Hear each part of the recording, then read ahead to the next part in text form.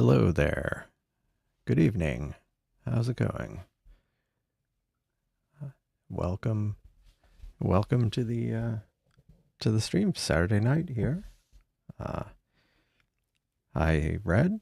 How's it going? Thanks for joining. And hello, Chris makes that. Good to see you again. And Dark Shades, hi. How's it going? Thanks for joining.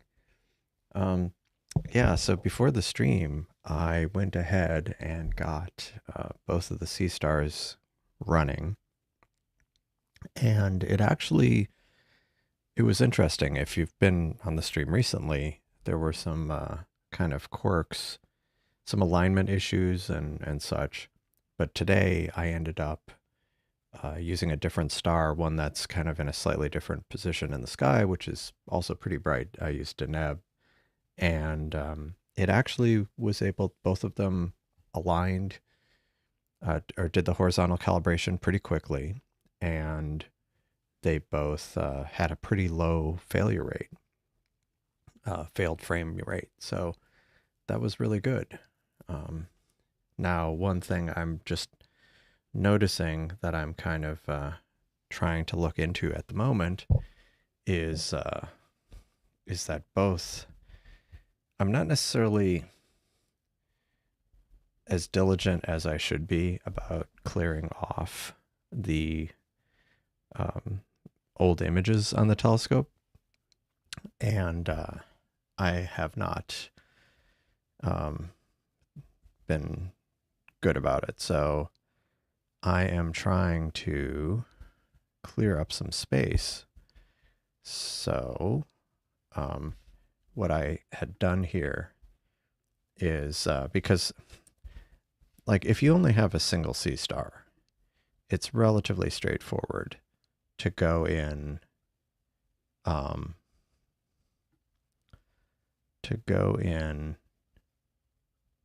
you can the Seestar shows up on your network location. You can go pick it and it will show you, it has this volume here, and here's all of the your files that you've been imaging. Hello, Turf. Thanks. Good evening. Thanks for joining. Yeah, so it ends up taking a while because it's over my Wi-Fi network, and the thing isn't necessarily the fastest. But yeah, so here it finally loaded, and here's all the things I've imaged. But the problem is, I'm not 100% sure which telescope this is, because I have two Seestars, and one of them showed up, and the other, I'm not sure. I mean, it only one will show up at a time. Apparition, good morning / evening. Thanks. Good to see you. So let me see what I can clear off here that might be excessive on this space. Now, what I ended up doing is going directly, kind of directly attaching to one of the drives, and to try, or one of the Seestars, sorry, to try to figure out which one is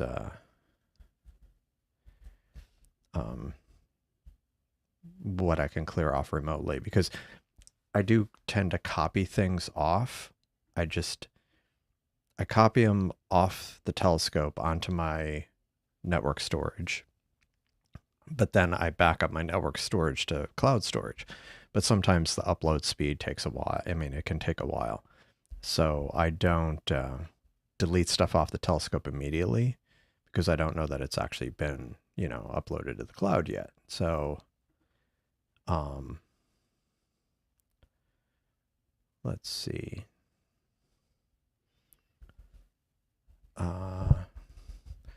Now, let's see, NGC. Which one is this? And actually, I can probably figure out which one is which.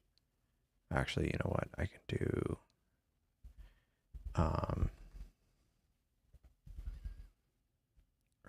hold on, and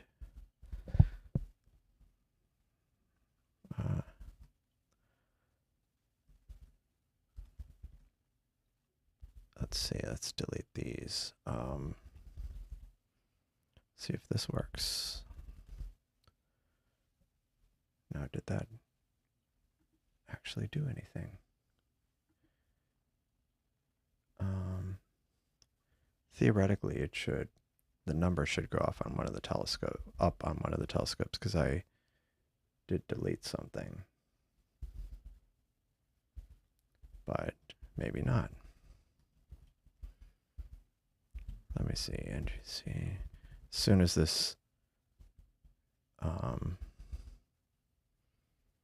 as soon as I clear off the space, I will get on to imaging. Interesting. Let's see. Yeah, I should be better about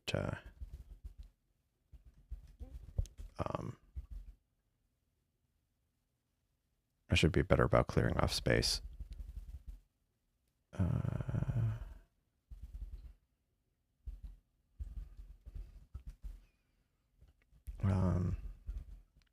Hold on, just give me a moment.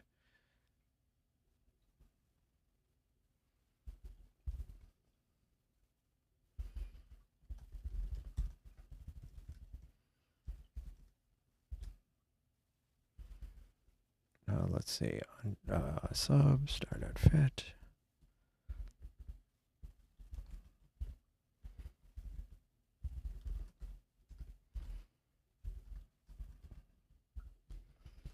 Oh, that's why.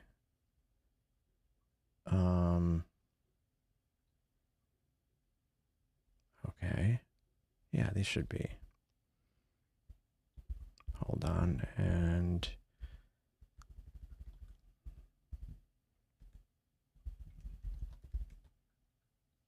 okay, did that free up anything?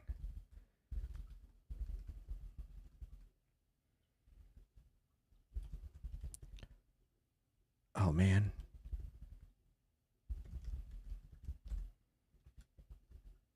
Hold on.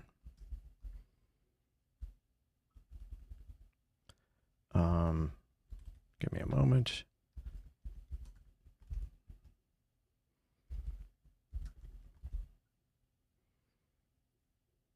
Okay.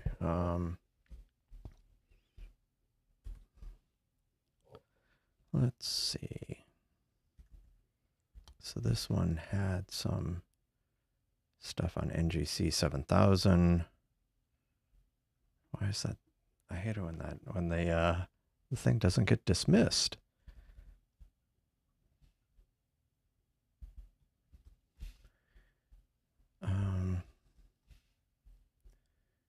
See, I think.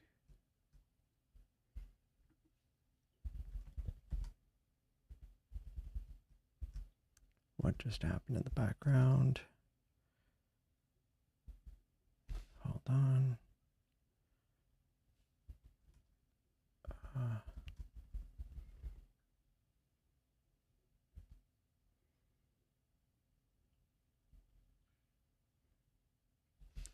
Let's see. Let's go back to this one. And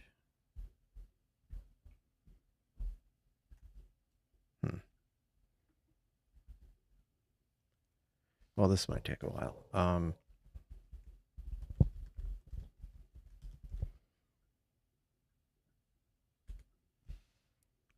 Okay, one of them now should start. Okay, I'm removing stuff from this one. Then I need to remove stuff from this one. Let me go get that going. And like yesterday, so I'm not going to do much in the way of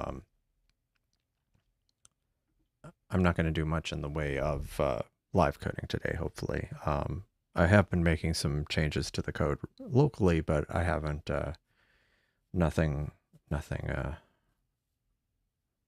that I plan on on a second. Nothing that I plan that I was going to use tonight. So let's see. So that freed up some space, and okay, and almost there.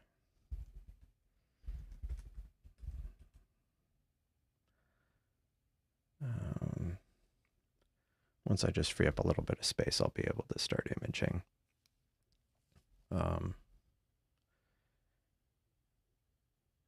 And yeah, so this seemed to, this is clearing up.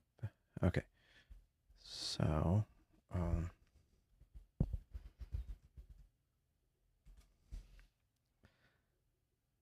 let's see.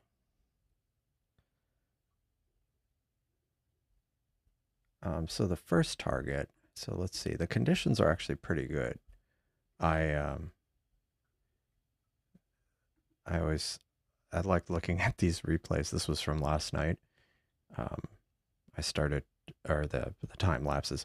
One thing that's, I ended up running the telescopes past 2:30, I think, in the morning, and I noticed the Pleiades started showing up, which is nice because it reminds me that, you know, we're heading into the fall. There were a lot of planes going overhead last night. Kind of crazy. You can see all the planes. But yeah, towards the end here, the Pleiades start rising over this house behind us. So that'll be nice. So, I mean, that was like at 2:30 in the morning, I think, finally shows up. So some of those kind of more winter constellations are if you image early in the morning, they're there already, but I typically don't. I just catch it on the end of my night. Yeah, so like right here, that little dipper like thing, that's the Pleiades finally rising. So yeah, that's cool. Let's see how the disk is going. Okay, that's plenty on that one to get going. I just need to clear up space on this one on the right. And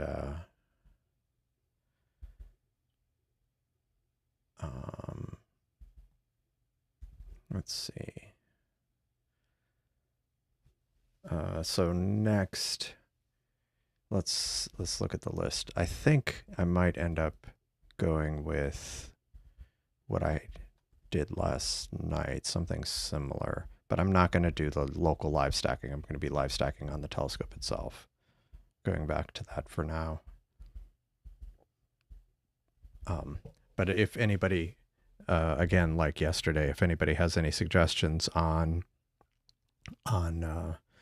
software that will do live stacking of mosaics, I'm definitely all ears on that one. Let's see.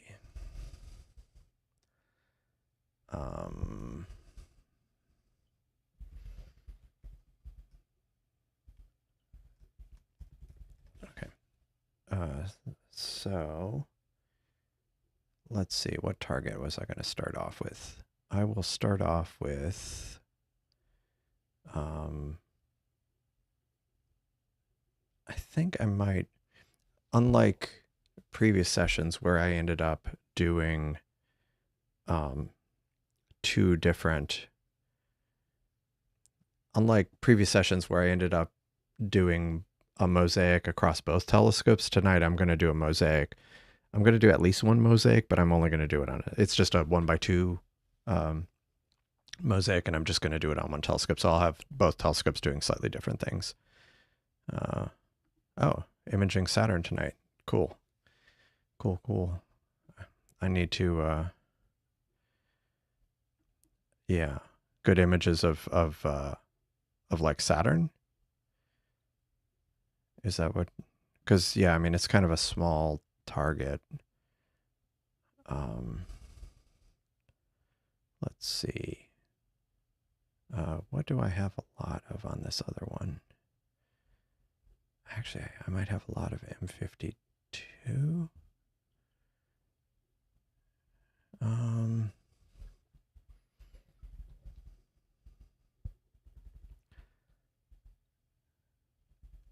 Let's try this.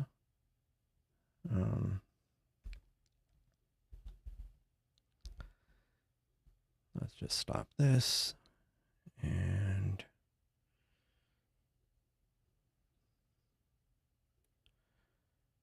it's very slow. Hold on.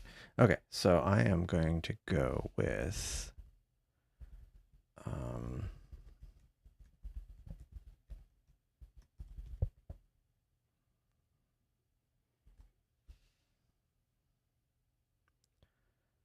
yeah, everything should be off. That's more than a few weeks old. So I'm freeing up space, and this one should start going up once this goes up a bit.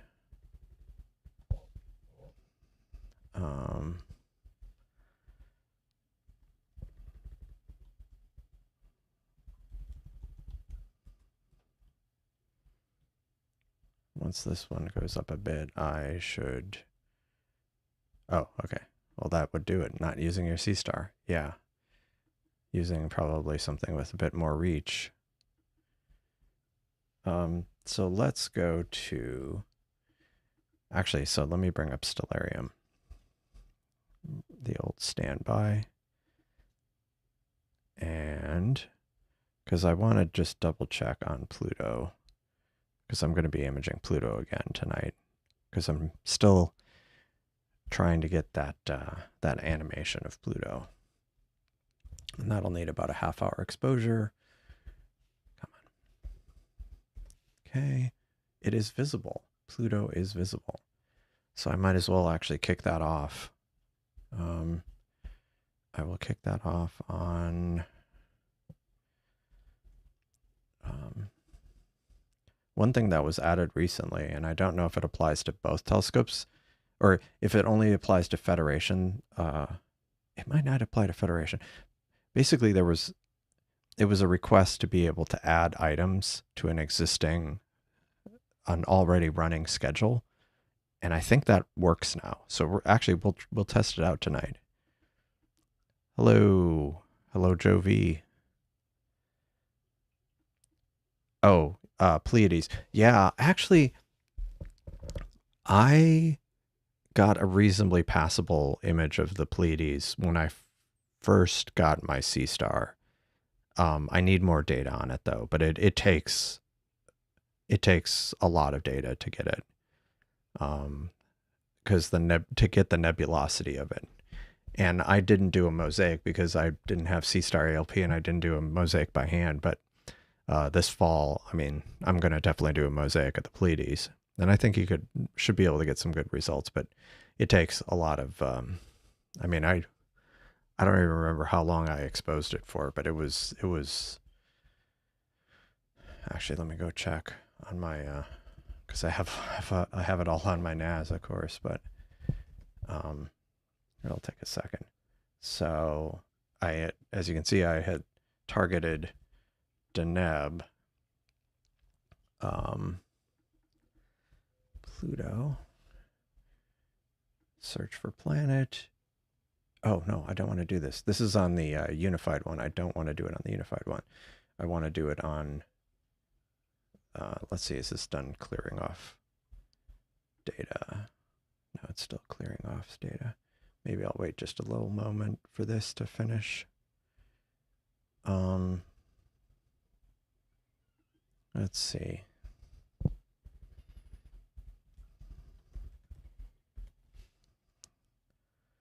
Let's see. Hopefully this will clear up. This telescope I've been getting a lot of data, a lot of stuff on.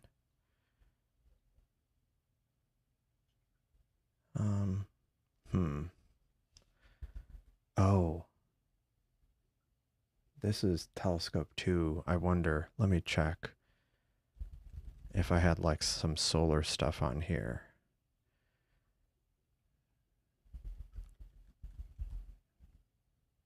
No, I have some, but it's not that much. Let's see, where was it?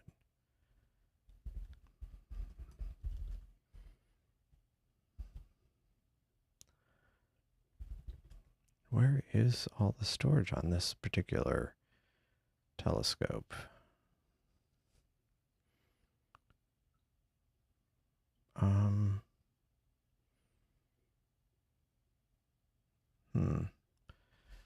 Yeah, let me check something.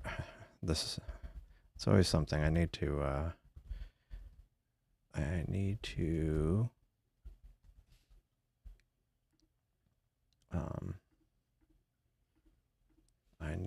hold on. Sorry, I'm getting messages and I am just multitasking here and failing at it all. Okay, B and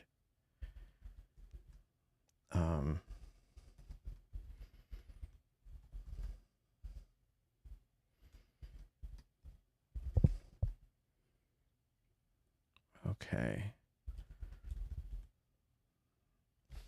I have stuff. Do I have stuff off? Hold on.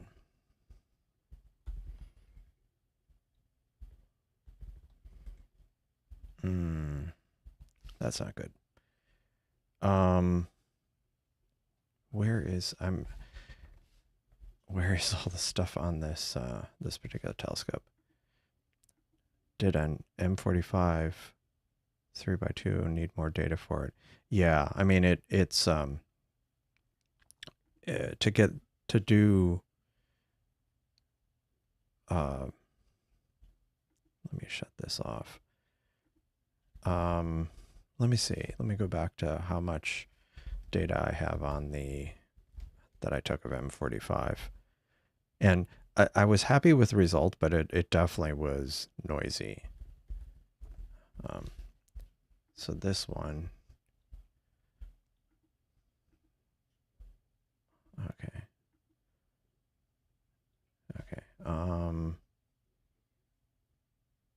Yeah, this one has plenty of space, so I'm gonna start imaging on Pluto with this one. Pluto. Planet. Why doesn't it check J2000? Let me check J2000. Hit submit. Go to live view. And it should be starting to go to. So it's working. Okay. Yeah, let me see how much I got for the last time I did.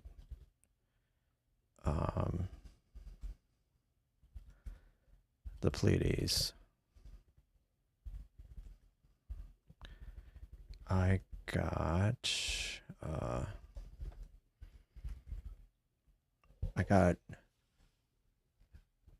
2.5 hours of data from it, or not quite 3 hours. And but it was a single panel. I was reasonably happy with it, but there definitely was some noise on it. Let me see if I can find this. I don't know if I have the latest version out here.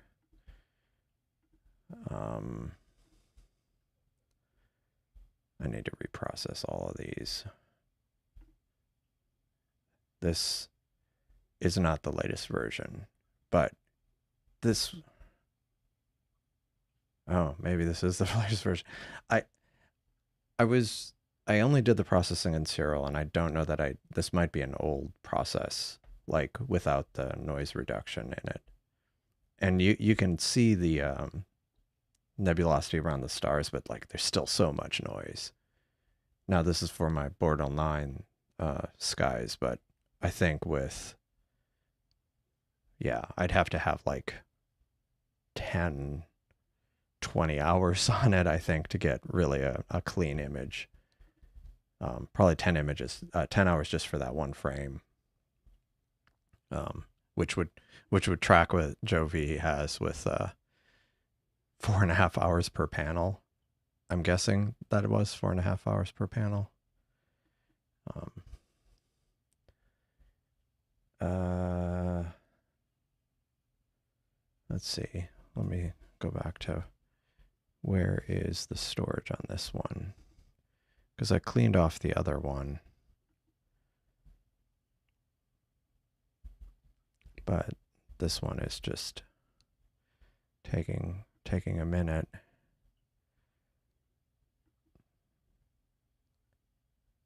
This one is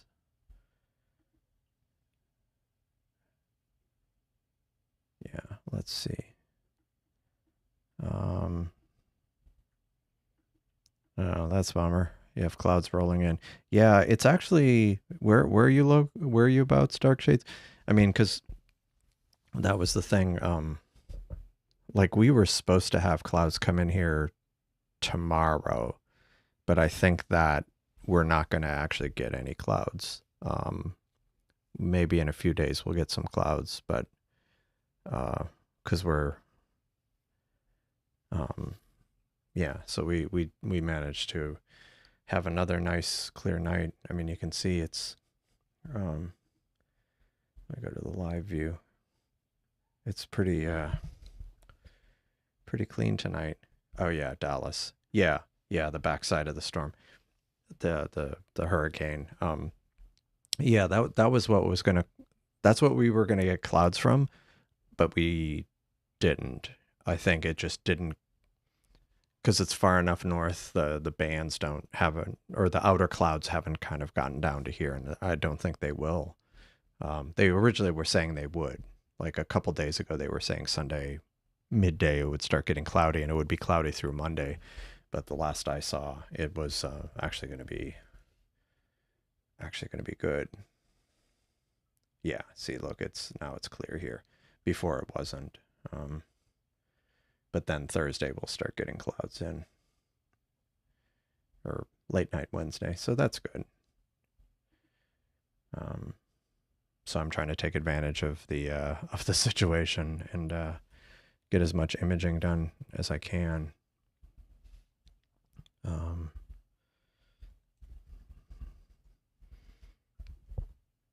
Let's see.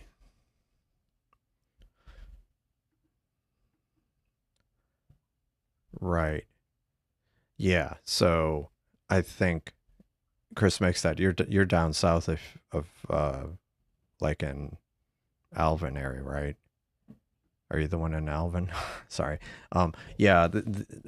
I sorry as I couldn't remember. Yeah. Oh, that's good.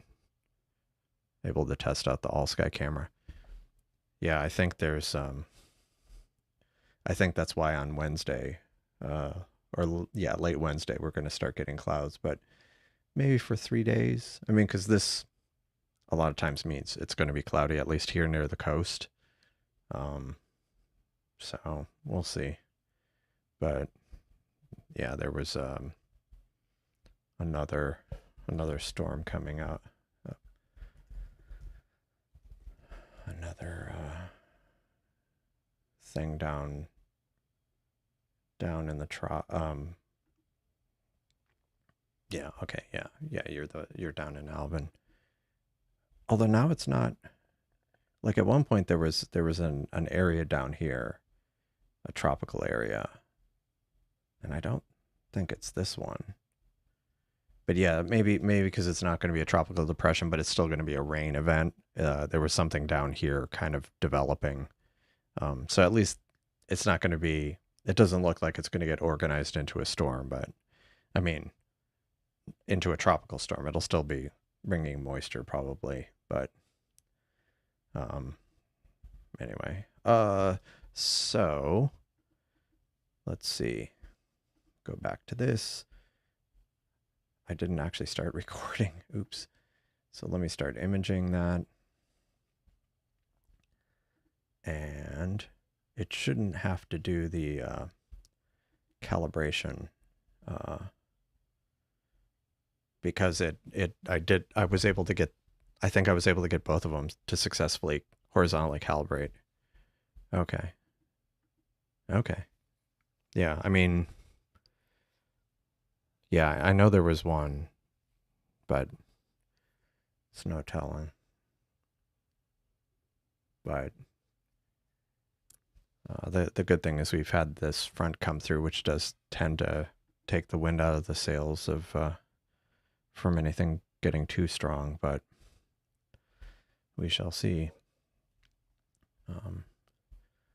So this is, okay, 3 frames. So I'm going to switch away from this because I don't think it's showing this stacked view. I think it's showing the non-stacked view. Let me go back to stats here. And I still need to figure out this one.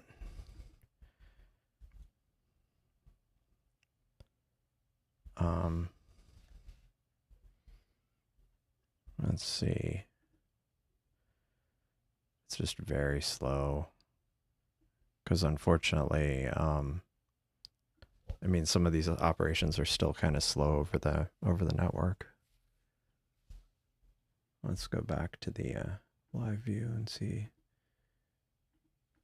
if we can start getting Pluto. Now this one is still very slow.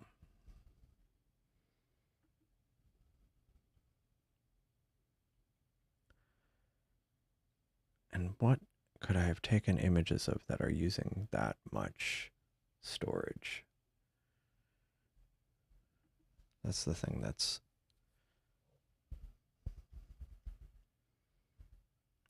kind of bugging me is I guess I'll just kind of kick stuff off and figure it out later. So let's figure out a target for this one, since it does still have some storage. I won't do the Deerlick group because I'm afraid that might use too much space. Actually, maybe let me see what Saturn looks like right now. Is it even visible?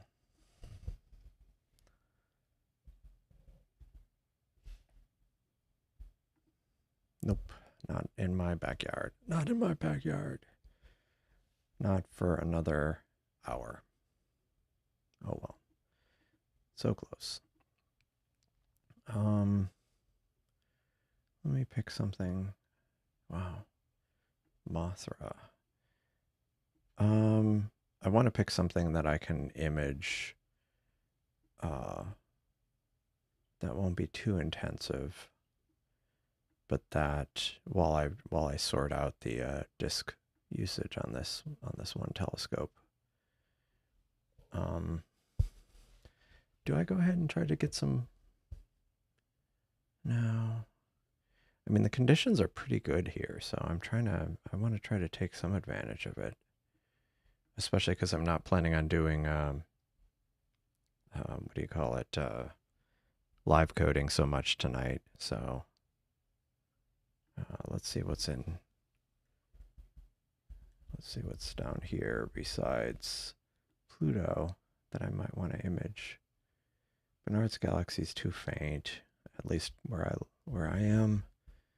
M75, I've gotten that before. Saturn Nebula I got. M72, pretty sure I got that. I wouldn't have missed that one. M73. Yeah, no. I got those. What's near here? Oh, there's a bunch of galaxies down here. But they're probably small. Problem is some of those are really small. Let's see, what could I image here? I think this other one's still pointing off towards the general direction of Deneb, so let me see what I could do over here. Let me see, any suggestions? Don't see any. So let's see. So this is Pluto. I'm going to do a whole half hour of this one. One thing that was interesting, the alignment actually seemed pretty good on both telescopes when I was imaging that star. But one thing I did notice is I have dithering set to every 15 frames, whereas the default, I think, is every 5 frames or so. And I noticed I was getting drop frames right at the 15 frame mark, or increments of 15. So let's watch this and see if the same thing happens with this target right now with Pluto, because it should. Oh, that was a little early. It's at 20, 28, because or it was at 28 frames that it got an error, but it was like right, like I would like the error count went up right as the combined total was a uh, what do you call it, divisible by 15. And it was interesting because it was happening on both telescopes at like it was either one or the other. And see here it incremented another drop frame, and I was getting like sometimes 4 or 5 drop frames um, in one at one time, but that one just increased by one, or 4 or 5, yeah, bad frames. So let's see. It's just very. I'm kind of annoyed at myself that I didn't clear up some space on this. And let me see. And it's really it's unclear where the storage. Yeah, backlash maybe, something like that. Because it'll start, and I'll look at the and there's people who make modifications to the Seestar to kind of reduce backlash, where they'll try to add some kind of extra friction, I guess. Like one of those, I want to say like felt pad or something. I don't quote me on that. Like if you want to try it, look it up. But it was something like that where they kind of put a felt pad where it would have some extra friction against like around the axis, like the area that isn't the axis, that it, if it was near a mount where it could basically have a little bit of extra friction. And I had seen something where people said that it helped, but I would expect this count to go up again. But I think it's some kind of backlash, or sometimes it seems like it'll, after the dither, it seems to be having a hard time like finding the target again, and maybe that is backlash where it kind of gets confused as to where it's pointing, and then or it overshoots or undershoots where it was trying to go back to, and then it's like trying to hunt for the area, kind of like when you're looking at the telescope, and like when you're using the app, and it shows where it's pointing, and it kind of points at the target, and then it kind of says, okay, it's here, and then it kind of moves back like it thought it was somewhere, and it was kind of off by a little bit. So we'll see if this count goes up now, because the combined total is 45. Will the drop frames go up? And survey says nope, not this time. It wasn't consistent, but between the two telescopes, like every multiple of 15, one or the other or both would start dropping frames.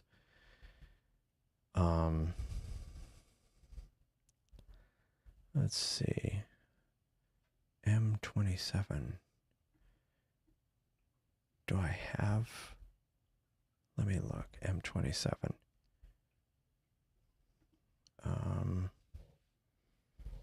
Let's see.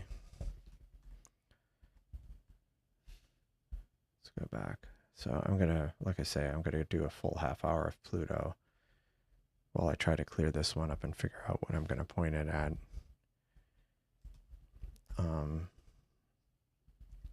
That's the B telescope. 27.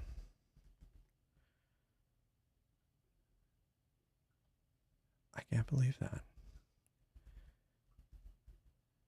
I can't believe that. I don't. did I not? Oh, hold on a second. No?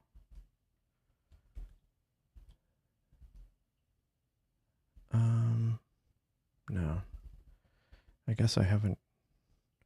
Looks like I haven't copied any of the images off. So, one thing I could do is I could just turn off saving of individual frames on this one on the right just for tonight, because then it won't use as much storage. But I don't want to do that if I can get away, if I can avoid it.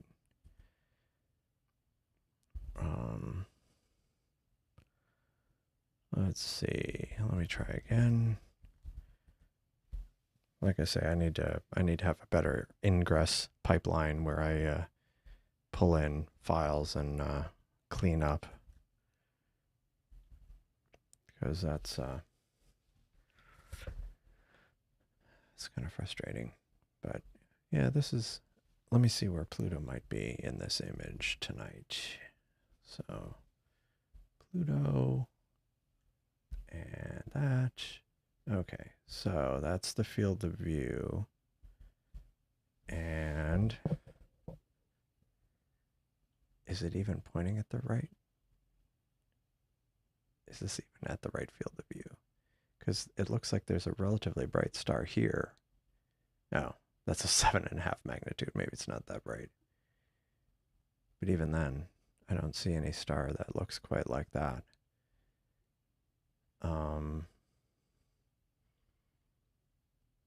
Don't tell me it's off a bit. That's frustrating if it is. Unless, let me see what coordinates it thinks it's at. 20. Oh, okay, no. Yeah, it should be approximately right. Yeah. The deck and RA look about right. So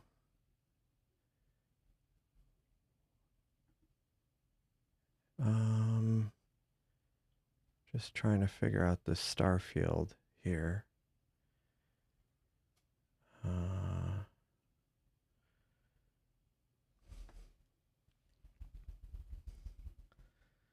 And we should add the ability to do the what do you call it, the plate solving in this app. I mean, we potentially could, like the library. Yeah, we could potentially do that. It would definitely be handy in times at times like this where I'm trying to match what I'm looking for.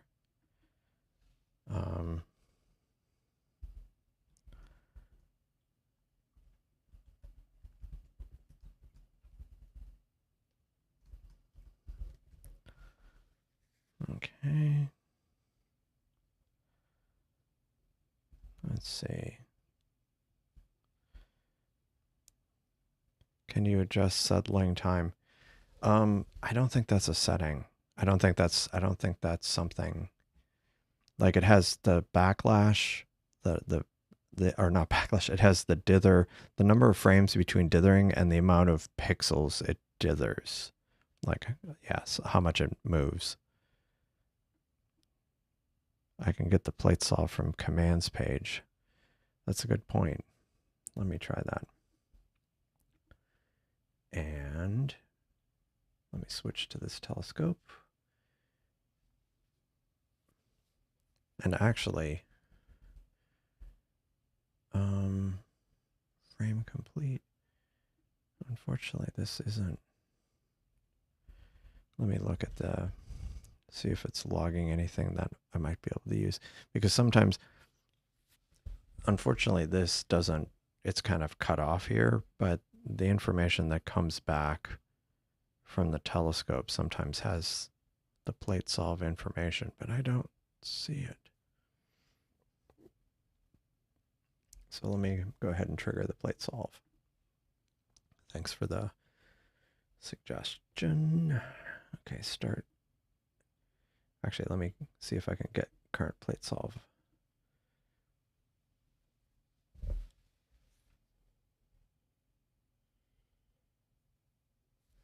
So let's see. So it already had plate solved. So let me go look at, if I pick go to, and I pick position, and I pick 20, can I actually change this? I think that's J2000, J now positions, right? I think it's J now. I wonder if I can just enter decimal.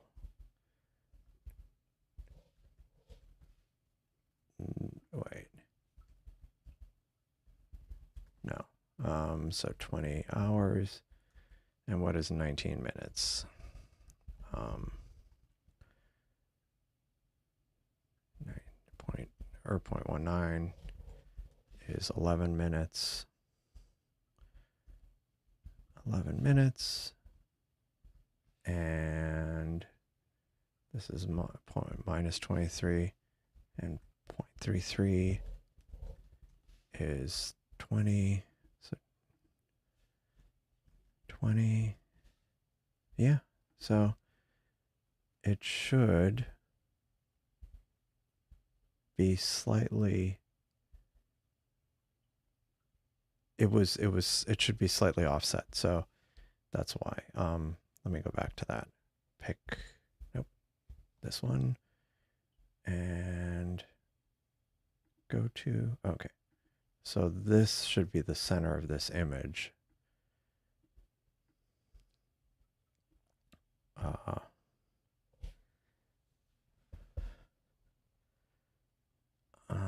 I still don't get it, but okay, no, here's, okay, this, is that right? Yeah, this star, that star are these three. And then, which one is the bright one?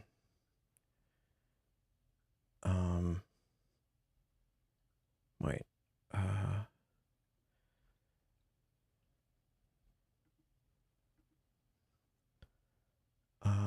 let's see. Actually, I think it's slightly off. I think this is the triangle. In which case, maybe Pluto is off the screen? Maybe? Maybe that's why I don't see the... Maybe that's why I don't see the bright.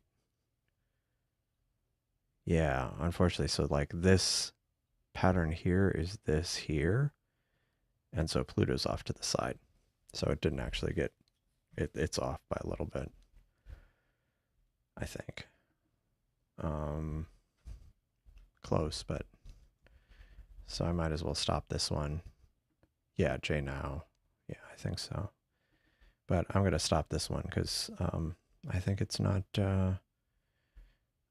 pointing at the right place. So I am going to go then. I'll go ahead and kick off the what do you call it? The deer luck group mosaic on this one. Do I want to do it on this one? Yeah, I want to do it on this one. Since this one I need more, let me go ahead and do mosaic of, I have the parameters I've been using off. Actually, let me go to schedule. Now the schedules, yeah, never mind. I think the schedule format's changed and I haven't updated this, this thing I have here. So I'll do this, and the RA is, like, this was a schedule I saved, but this is a 1x2, and I'm going to do this one for,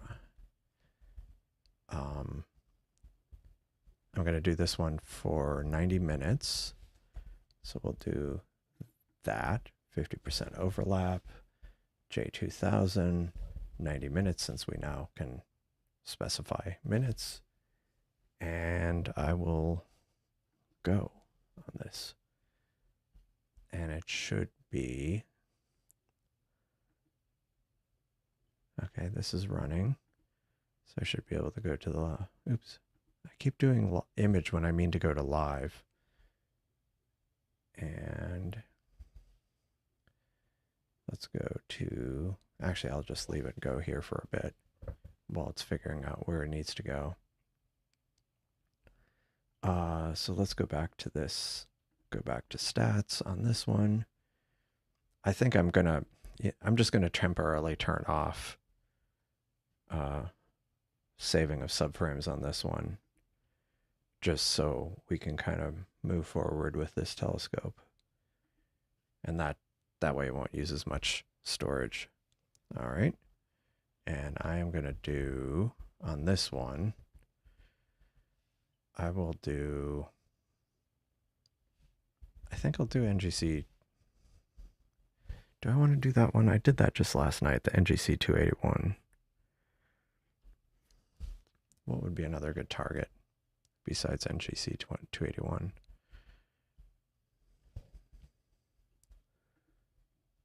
Actually, let me see what's, no, I'm not going to see what's, actually, let me go ahead and see what might be,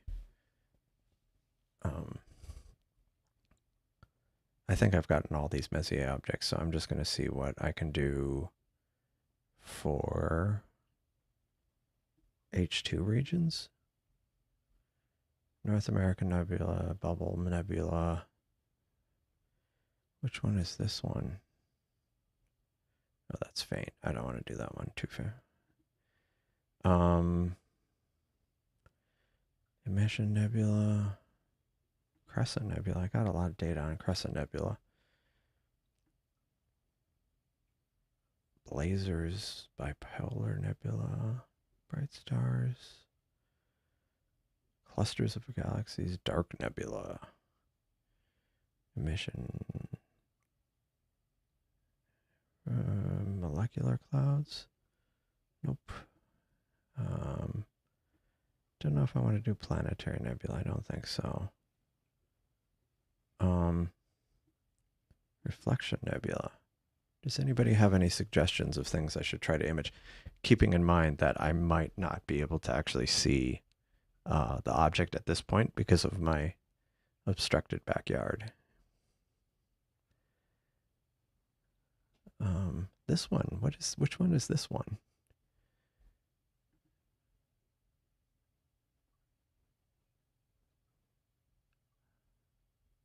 I see 5076. Oh, have I imaged this one before? It doesn't. Yeah, I'm not sure. It claims it's bright, but it's a reflection nebula, and it's kind of, it's not apparent to me. You know, one thing I haven't gotten nearly enough data on. Do I want to do that? Elephant's trunk. I feel like to really do this justice, I'd need to do a mosaic. I'm trying to avoid doing a mosaic on that one. Actually, this would be a good one. I haven't done this one. I don't think I've done this one at all. NGC 7380. Let's do this one.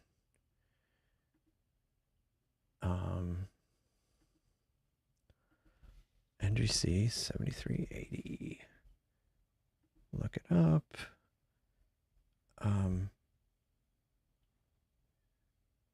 I think, let's see, the Wizard Nebula.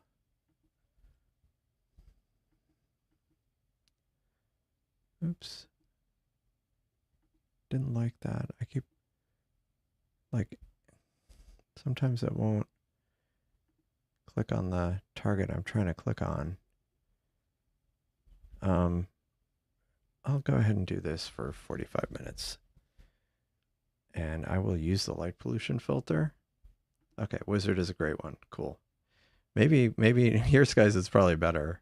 Um, okay. It uses J now. Yeah, cool. I'll do that. So we'll do 45 minutes to start with.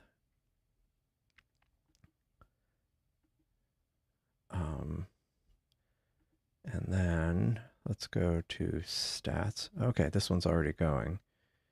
So let me actually, I want to go look at stats on this. Just there's method to my madness. At least theoretically, ostensibly. And there is method to my madness. This has plenty of space. I'm so annoyed at myself that I didn't clear that out, clear off the other one. I really need to be better with the workflow. The problem is a lot of times I'll be imaging. So I know, I know Wiley's site, he'll image all night and then he'll dump stuff off the next day because he'll have it out, the telescope out all night. But because we'll get these weird pop-up showers in the evening, and it's not just from dew or condensation. Like I'll go outside and the patio will be like it's rained, even though there was no evidence that it actually rained overnight. And I mean, like I didn't see any clouds before or after, and so I end up. So I don't want to leave my telescope outside unattended overnight, lest it get rained on. So as a result, I'll image as long as I possibly can until I'm totally tired. I bring it in, go to sleep, and then don't do it the next day. So Ezra, hello, good evening. Thank you for joining. Yeah, so that's been my dilemma. Okay. So this should be, again, the Deer Luck group. And one of the reasons why I keep getting data for the Deer Luck group is I hope, what I want to do is get a lot of data and then process it either with alpha version of Cyril or get APP or PixInsight and try to drizzle to try to get more resolution. Because yeah, the perks of being away from the coast. Yeah, you don't necessarily have that problem. I mean, the good news is we almost never have drought conditions here. Like it's rare, very rare. We had some drought, like we had water restrictions last summer at one point.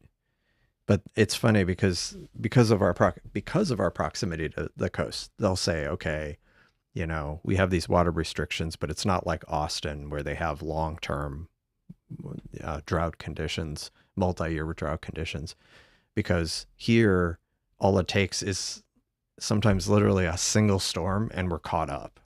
Like we get a tropical storm come through and it drops 20 inches of rain and the reservoirs get all filled up again and it's like, okay, we're good now. Because last summer we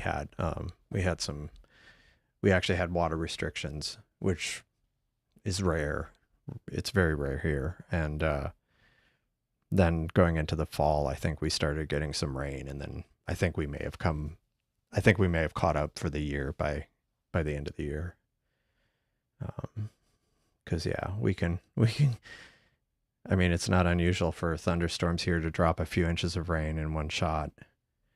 I mean, that's normal here. And then you get tropical storms, and yeah, you can get a foot of rain here sometimes pretty quickly, and fairly consistently. So this should be okay. It's imaging, so should be able to start seeing.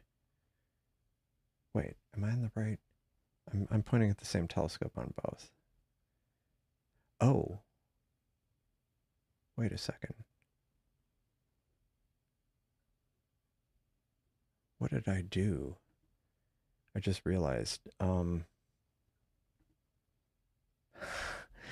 Okay, so this was interesting. Oh, did I not? Sorry, maybe I didn't even do it. So let's go back. I'm on telescope B. I'm going to go image, and I will do NGC 7380. Look it up. Go, good. And I'll do 45 minutes. Use light pollution filter, go. And this should be on telescope 2. So it's running. So I should be able to go to this screen, and it should update. It's sometimes a little bit far behind with the target. Okay, so that is going. This is still going. I thought, yeah, it's odd. But yeah, you can see right here is Stevens Quintet. It's very small, but it's there, which is, again, why I want to get a ton of data and drizzle it to try to get more resolution. Yeah. So, yeah. Yeah, that's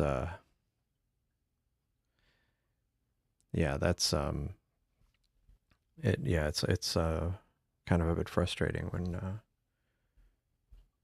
what's happening there? Okay, it was just like a lag.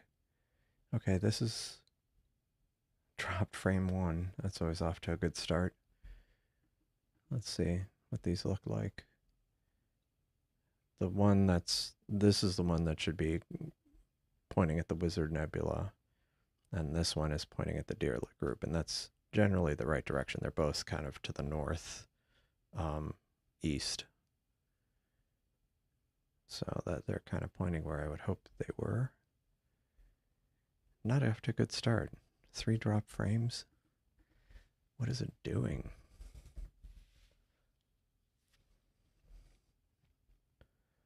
I mean, it was able to identify the target. Otherwise, it wouldn't have started stacking. So why is it suddenly, like, confused?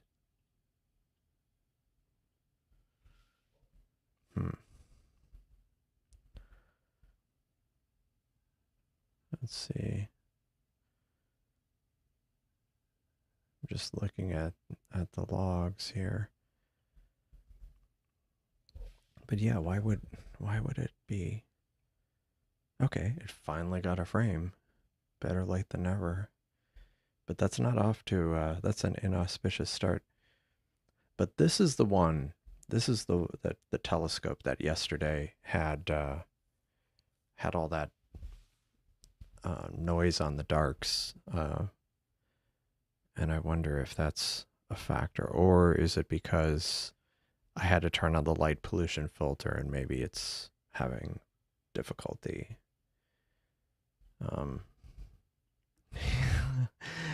Yeah, I mean, you say that, but like, actually, what was it we were talking about? Something related to the weather. Oh, I think somebody was talking about that. Although having like a little, I mean, people do it where you have like a little telescope, like a little dome for your telescope. But you could do that. Like they have, what is it? The smart home controlled awnings. That would be, I mean, kind of funny for a little smart telescope there. Okay, so why isn't this loading? Is it having issues again?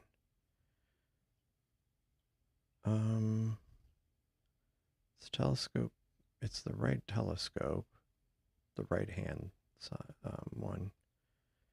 I don't think it's pulling the images, but since I did add the ability for if I go away from this screen for more than a certain time, it shuts down the imaging system. So I just have to go away for like 10 seconds and it'll reset itself. Again, this is why I haven't updated the code, because I'm trying to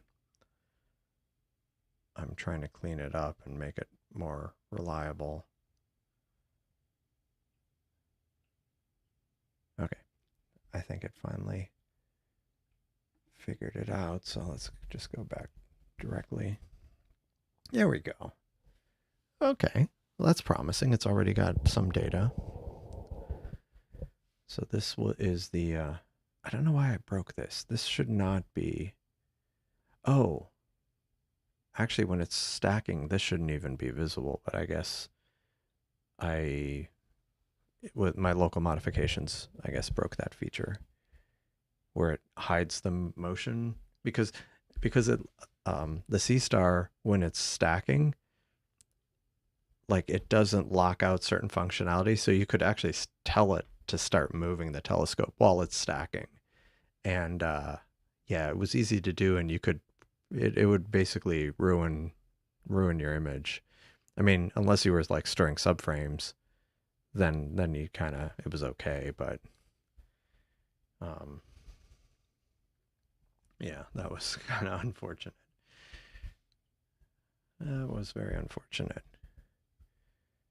So this is going fine. This is going fine. Now I'm going back to looking at the state of my images here. Let's see. Hold on.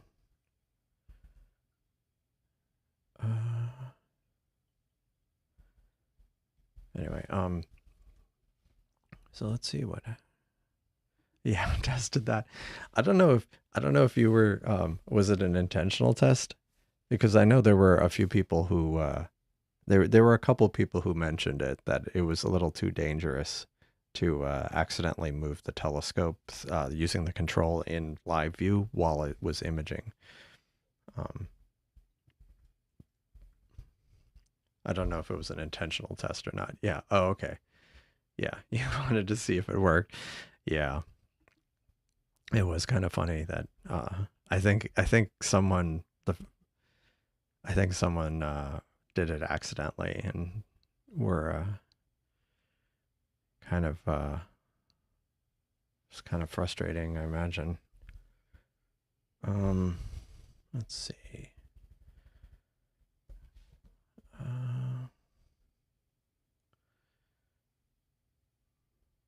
Let's see. Yeah, this is doing well. Today there was some discussion in one of the Discord servers about someone was having difficulty with the Raspberry Pi and getting Seestar Alp running on it, and I was wanting to actually test it out today on the stream, but I'm looking around here because I don't know what I did with it. I had another Raspberry Pi, a spare Pi 3 that I was going to reinstall uh, the SSE Seestar Alp software on, and I don't know where it went, so I need to find that, because I was going to try to mess around with it maybe on the stream tonight, and I still haven't done anything with the Pi 5 that I got, so that's also in the works. I know, what was I doing today? Slacking off, I guess. Let's see. Let me see here.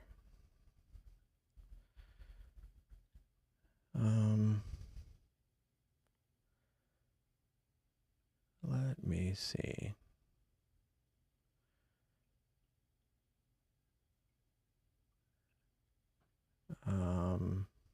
Okay. Yeah, so sorry. Just trying to keep track of some stuff.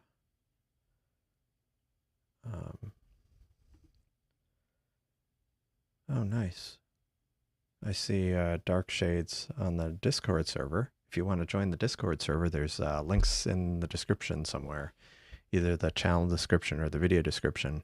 And also, while you're at it, if you want to like and subscribe the video, if you haven't subscribed, subscribe. If you haven't liked the video, please consider liking the video. It costs nothing, and it helps tell YouTube that the next time I go live. And so kind of has a signal that you want to see it again, or that it isn't. Yeah. Anyway, so yeah, the Raspberry Pi image is 3 years old. I mean, it shouldn't be. It's not 3 years old. Not my Pi image. I mean, because I grabbed the latest one. Now it might be a couple months old, but not 3 years old. Yeah, Pi 5. Oh yeah, changing live view modes while imaging is not advisable. Yeah, that will stop it. That is one of the things that I've been kind of changing in my local version here. You notice it doesn't, when I'm kind of in this star mode, it doesn't have the other buttons for the ones that are here, where you can change between, sun and moon mode. Yeah, those aren't. I separated that out, and I need to finish that up because that was also a little too dangerous. Yeah, ask you how you know. I can guess how you might have been. Yeah. Again, along with moving the telescope while it's imaging, those are both pretty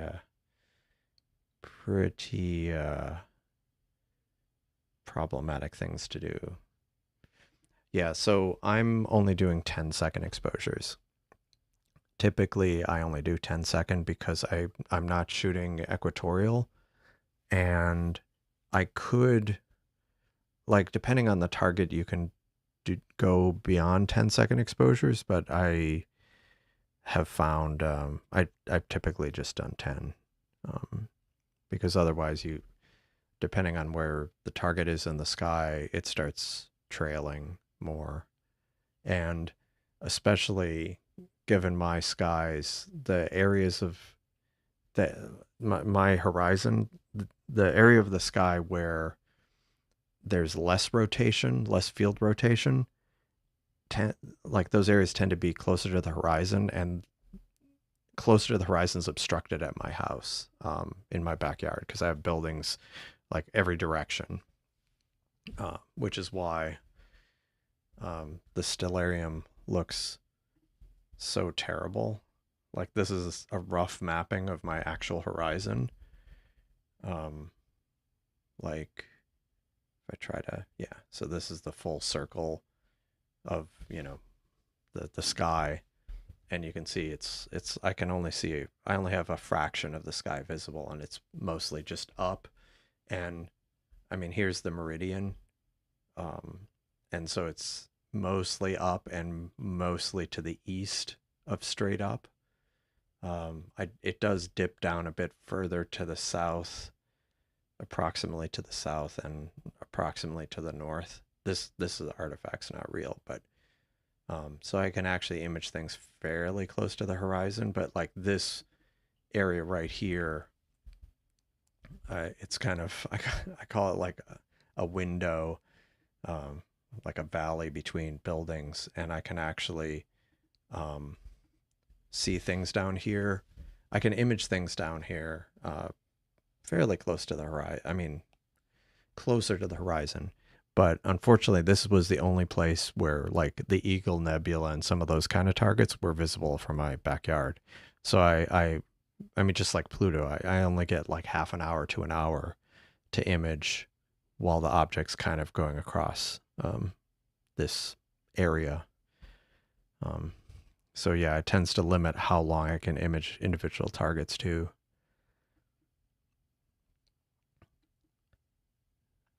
Yeah, yeah, I know. I know it's yeah, the moving I disabled, and I'm kind of restructuring the whole live view experience, as it were.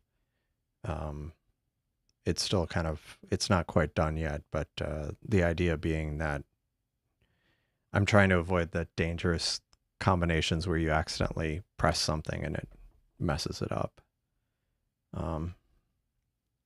The secret storage for all platforms, unfortunately, it doesn't exist.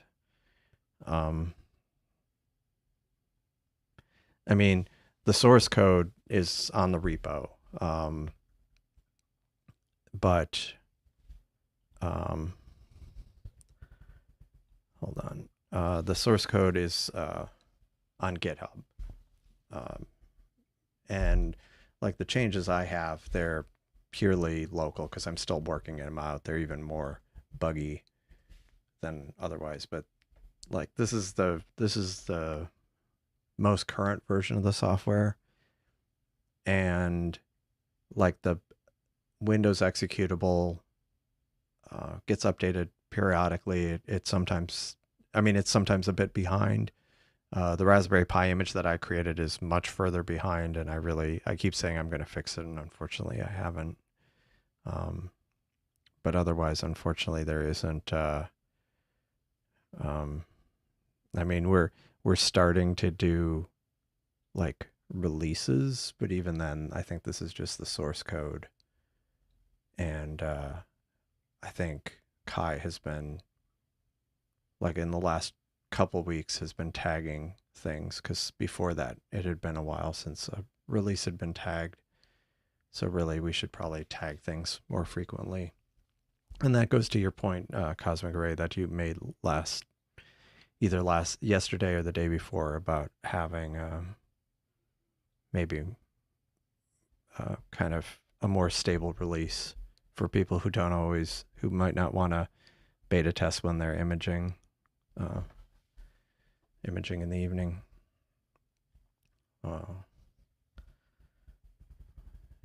So let's see. Let's go back to this.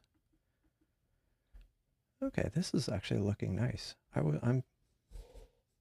I guess I'm surprised because a lot of targets are bad for me, just because of where I am. Now I set this one to 90 minutes, so this will go up to 45 minutes before it switches to the next panel. Yeah, I mean, it is progressing quickly. I mean, I try to update most days to what the current code is, and I'm surprised at how many commits there have been since the last time I grabbed the source. And I know there's some major things kind of in the works. I know Joe V might be working on something kind of that I'm looking forward to seeing. But I'm not gonna. Yeah, it's funny because I showed off that config screen, and that's another thing that's not quite. So on the right side, that is NGC 7380 or the Wizard Nebula.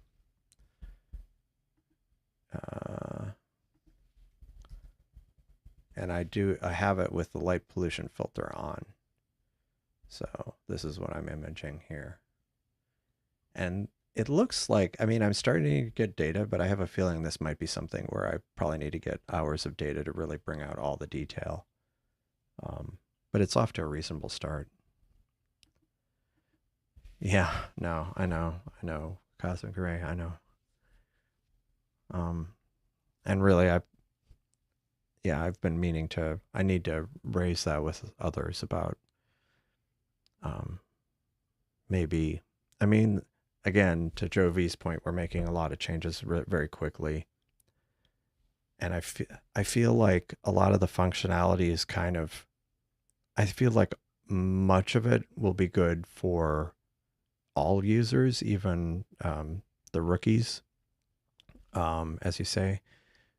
I feel like, I mean, maybe the Federation isn't as helpful for a lot of the rookies, but a lot of the other stuff like the live view is helpful. The some of the stuff that shall not be named that Joe V is working on, the ability to edit the config within the app without having to go to the command line, that's helpful. That'll be helpful. And actually, to that point, I'm glad that this has been added. I'm wanting it to be stabilized because when I redo the image, the Raspberry Pi image, that potentially could allow people to just install the image and then they wouldn't have to go to the command line at all, because many of the kind of edits they would care to do will be possible through the web interface. The other thing that I want to do that I haven't done yet is build in this other web interface called Cockpit into the image. Wiley's site, I think he had installed it on his Raspberry Pi, but I want to put it in the image I'm creating because it lets you manage the Raspberry Pi through a web interface, and it's a pretty clean interface. And my idea is that if the SSC software breaks, that it would allow people to recover without having to use the command line. At least that's kind of the thought I've had, with the idea that, you could dump it on a Raspberry Pi and deal with everything through a web interface. I think that'll be helpful. I'm hoping. Yeah. Yeah. I mean, it's, it's fine. Jovi hides from the, I'm guessing from the undisclosed project that I'm working on. Yeah. Yeah. I mean, living on the edge, but I mean, Cosmic Ray brought this up, and I liked the idea, and it started reminding me of things I've seen with other projects, like Microsoft, even, like where you can get the insiders release channel, or I think it's with some of the Microsoft products, or is it Windows or whatever, but the same idea. And you get it with other things where basically all it requires is a little bit of consistency and a little discipline, where we just more consistently tag release versions, but only do it, once we're convinced that a specific point is stable. And then, because I guess for me personally, my concern is for people who are running and also it would be good because then that could be a point for like the Windows releases, the Windows binaries. And so by having, we don't have to go crazy with it, but like every week or two, just have a commit and say, okay, this is a new version. And then the expectation with people is they can get to that version and it'll be more stable than if you're just tracking the very latest. The tags are very helpful, but I think we should just be more consistent about it. Just making it a routine of periodically tagging things.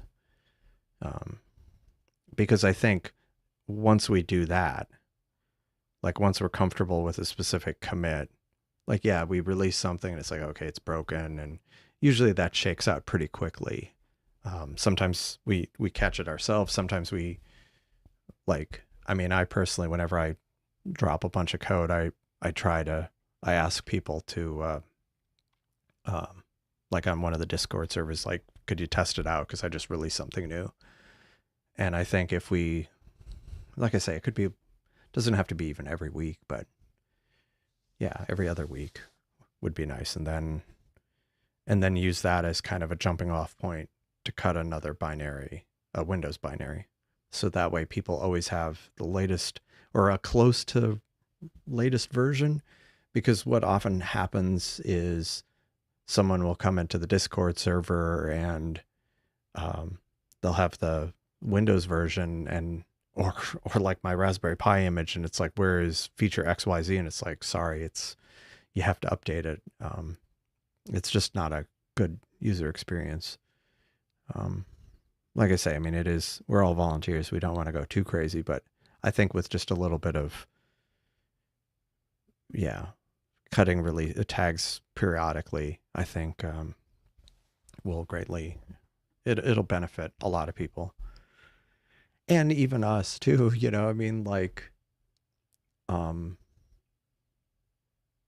it's the last thing I personally want is I have an exceptionally clear night with excellent seeing, and then I decide to update Seestar Alp and it totally falls over, or it gets through like one target and then falls over, and then I have to redo my whole schedule. Like that's certainly not ideal. Like there's times where I don't mind experimenting. Um, like I end up doing a lot of it on the live stream, uh, but there's other times where I don't feel like experimenting, or maybe I'm a little, I just want something stable. Um, yeah. And on that note, I'm looking at the like counts. If somebody, if you haven't liked the video, please like the video, just because it helps others as well.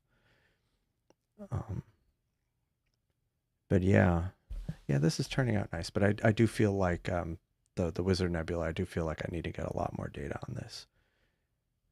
Oh, look at this drop frame rate. Yikes. But then again, is it because of the position in the sky? Is it because I have a light pollution filter on, or is it because this is the telescope that at least that has a lot of noise on it? I don't know. Like that's a terrible reject rate or drop frame rate. Very strange. And yet I don't think there's any reasons why. I mean, sky looks pretty clean. I mean, it looks like it's daylight, but that's normal for my backyard. Let me see.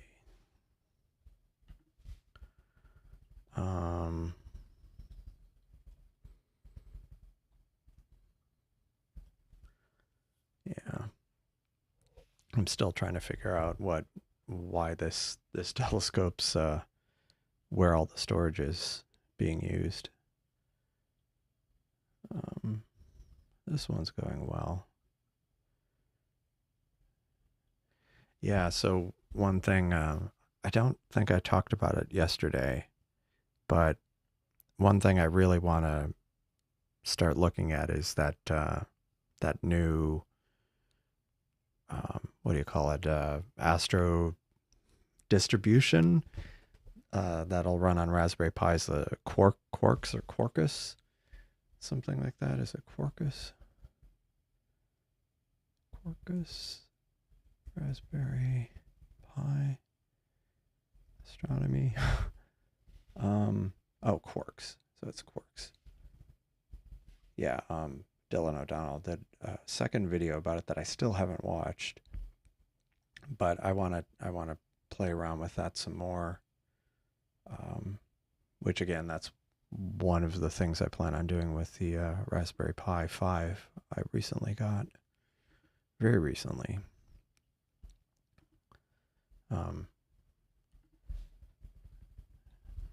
Yeah. Let me. Once a month. Yeah, I mean, we have to, that's a good point. We have to start somewhere. So maybe at least a monthly release. Let me see. So got two questions. Helpful questions. This is, the Wizard Nebula is only 57 degrees above the horizon, so not that high. And is the power cable dragging? Actually, that is also a great question, because no, this is the B telescope. See, the B telescope, it has this really long cable that has a lot of play on it, whereas this one actually has a really short cable that I'm always worried about it getting snagged. And that's actually the A telescope. So the B telescope, and what's weird, so I'll tell why I don't think it's the cable. I was imaging Deneb when I first got started this evening, and I used that to kind of do the horizontal calibration. And it had this one captured dozens of frames with almost no errors. But that was a very bright star, and I mean, relatively speaking, and I didn't have the light pollution filter on because it was a star. And so I wonder if that's the problem. It's just too faint. Although there are some bright stars in this frame, so I don't know. Maybe not. Like, look at this. It's almost 50% reject rate. That's just horrible. But this was also the one that had like the really bad, quarks. That one on the right is the one that had the really bad. Let me see if I can pull that up. Oh, I do have it on the external drive. Yeah, if you weren't on the live stream last night, I had captured some. I'd captured some dark frames for both telescopes, and then I stacked them, and so the one that isn't having the tracking issues, this is the dark file. So you can see kind of noise, and there's some kind of, some green and red pixels that kind of came through the average. But the B telescope, the one that's having the tracking issues now, like, it's hard to tell. Let me bring that up in a separate, because I had done this yesterday, and it was clearly much worse. And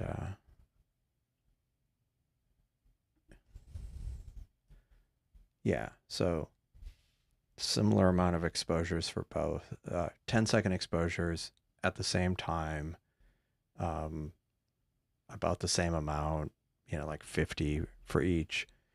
And this, like, it's like, I don't know if it comes through on YouTube with compression, but you can really, like, if I zoom in on this one versus zooming in on this one, like, look at how much more and how much brighter a lot of these red and green pixels are on this one, on this dark, versus this one. And like, you would see it even when I was capturing kind of raw frames from preview, that you could see definitely a lot more of those kind of red and green stuck pixels on the right telescope. And so I do wonder if maybe with the light pollution filter, it's just kind of making it much more just that much more difficult for it to try to get enough signal. Check Discord. Okay.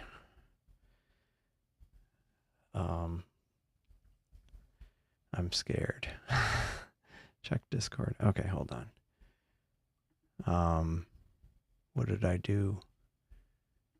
What did I not do? Oh, nice. Nice.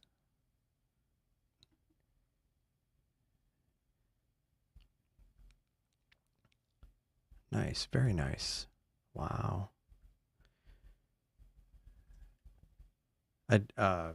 Yeah, Joe V, not to put you on the spot or anything, but do you want to share it, or do you want to have a grand unveiling once the code's actually available for people to use? But yeah, this one on the right, I wonder if it's the light pollution filter combined with all the noise. But see, now that I know, I need to start doing, like, paying more attention, and maybe I'll do that on the next target.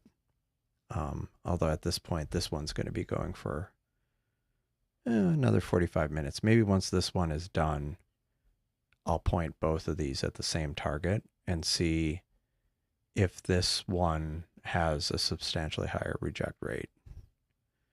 because that would be an interesting test. Yeah, very interesting. Okay, not yet. Yeah, no, it looks great. It's Jovi's secret project that he's working on. Um, I mean, secret project that he is doing.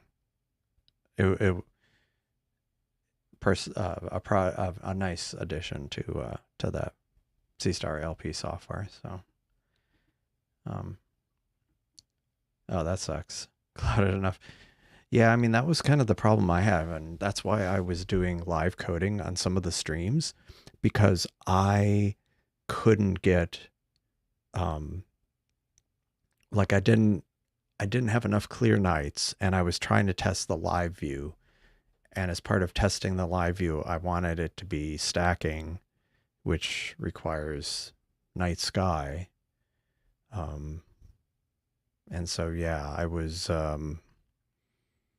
that's why I ended up live coding on a bunch of streams, because I was just trying to make some progress. But I hadn't had enough clear nights.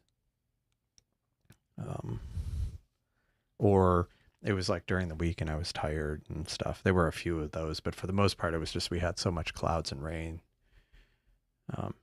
Weren't having a lot of ton of luck with SSE. Well, yeah, we should talk about that. Because I guess it depends. I mean, maybe it isn't the solution for what you want or what you're trying to do. But basically what the SSE, for those who haven't done web stuff, it's this part of the screen. Actually, even more so, this one. See how this is updating continuously? Basically, this is real time, as it's not kind of, the web browser isn't continuously checking things like this. This little box here is actually, the web browser is just periodically trying to, fetch the data. But this, I want to move away from that. And this particular box, it's actually real time, where it opens a connection to the back end, and just as things happen on the Seestar, it sends data right to the browser and it just shows up here. But there's a couple different, there's a few different ways you can do it, and this particular one's called SSE, server-side events. Oops. But yeah. And see, it's moved on to the next target. So why hasn't this updated? Of course. And it has not updated. I think I might have to do that thing of moving away from the window, and then 1341. Just watching for the timestamp to update, and if it's updating and it still has Stevens Quintet, there's some weird caching thing that I need to, that it got confused when it changed targets. See, these kind of bugs I want to fix. And by the way, thank you. I've noticed the number of likes went up. Thanks for doing that. I appreciate it. And if you haven't, feel free to like again, or feel free to like again. Feel free to like it if you haven't liked it already. Okay, so this isn't updating. So what I need to do is go away from the screen. Again, this is a bug, which is why I haven't pushed out a later version of it. Yeah. Yeah, that's true. I should probably do that periodically. Capture darks on it periodically. Couldn't even get queries to show up. Okay. Yeah. Yeah, let's talk about it off stream. Maybe tomorrow, because I'm going to be, I probably won't. I typically am too distracted to look at Discord during the stream, which there is a Discord. As I plug it again, there is a Discord server for the channel. If you want to, a few of us are there semi-regularly or all the time, and can chat about astronomy, share images, ask questions. It's a pretty small, friendly group. Yeah, the fancy, just trying to keep up with fancy new commands page and fancy new live view. Yeah, I mean the commands page. Wiley Site has made some nice changes to it recently. Like this whole thing is nice, where it has the pop up here, and then it puts the output here. It's very nice. Let's go back to live view. Okay, it's stacking, and now this one's having a reject problem. Oh, maybe not that much of a reject issue.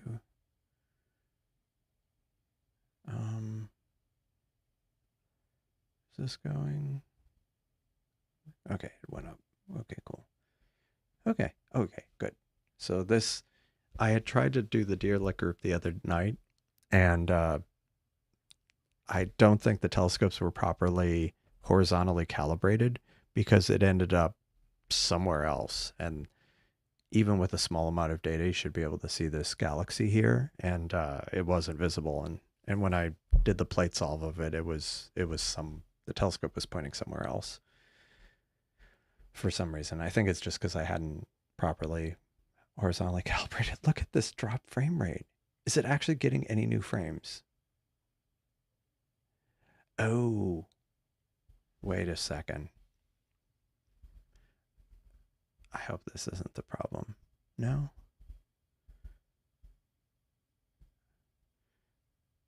I thought maybe it was because it had finally rotated and gotten to this building, but maybe the field rotation is so severe right now. This artifact, this is an artifact. This isn't a real thing in my backyard. But I wonder if it's like, has it added any new frames? It's only up to 72. Maybe it's just a field rotation problem. Yeah, it's not adding any new frames. Let me stop this one. Yeah, that's pretty bad. Although I only did it for like 45 minutes, but like that was pretty severe. Let's go back to live view and see what it's doing. And maybe, because sometimes I'll bring up the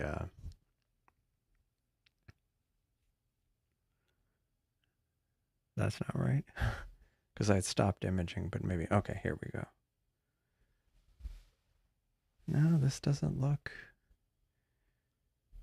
Maybe I'll start imaging it again manually.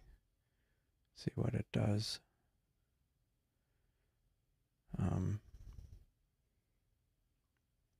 Yeah, maybe it just, it's so dim, and maybe the field rotated so much that what few stars are in the field it wasn't able to match. I don't know.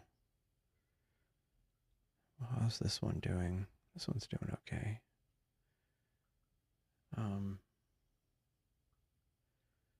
Let's see. Again, it starts off with drop frame right off the bat. I might have to pick a different target for this telescope because this one is not doing well. Yeah, this isn't doing well. So let's move on to something else. I had thought about doing the Fish Nebula. So let me try that, see where that is. I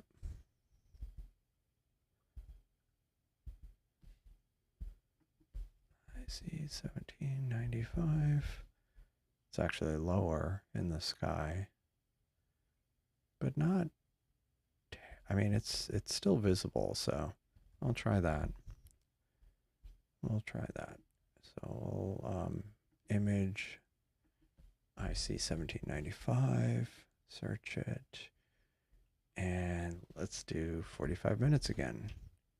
And use the, how much more does this have? This has got 40 more minutes. Because I did this one, the mosaic, for a total of 90 minutes. So yeah, it's 45 minutes per panel. So about a little under 40 minutes left on that one. Okay, this is running. Yeah. Yeah. Yeah, I mean, sometimes I've had surprising luck, and I have a feeling it's just field rotation, where certain targets I can go more than an hour, but then others they start falling apart sometime after like 40 minutes, 45 minutes, like you say, where they just, yeah, it ends up having a lot of drop frames. Um, yeah, I mean, to the point where, like what this one was doing, where it just completely started failing. Stats. This should be stacking. So um, let's check it out. And hopefully this is actually, I mean, it got to the target pretty quickly, but it was already kind of pointing in the right general idea of the sky. So, um,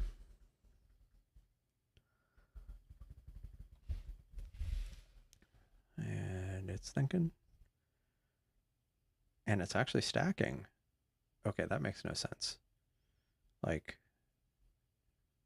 it actually is stacking without like tons of failures. Like, riddle me that. Why is it doing that?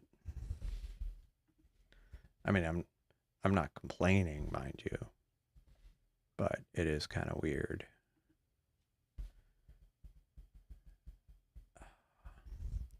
I need to work on the layout a little bit, because there, I was trying to get it side by side.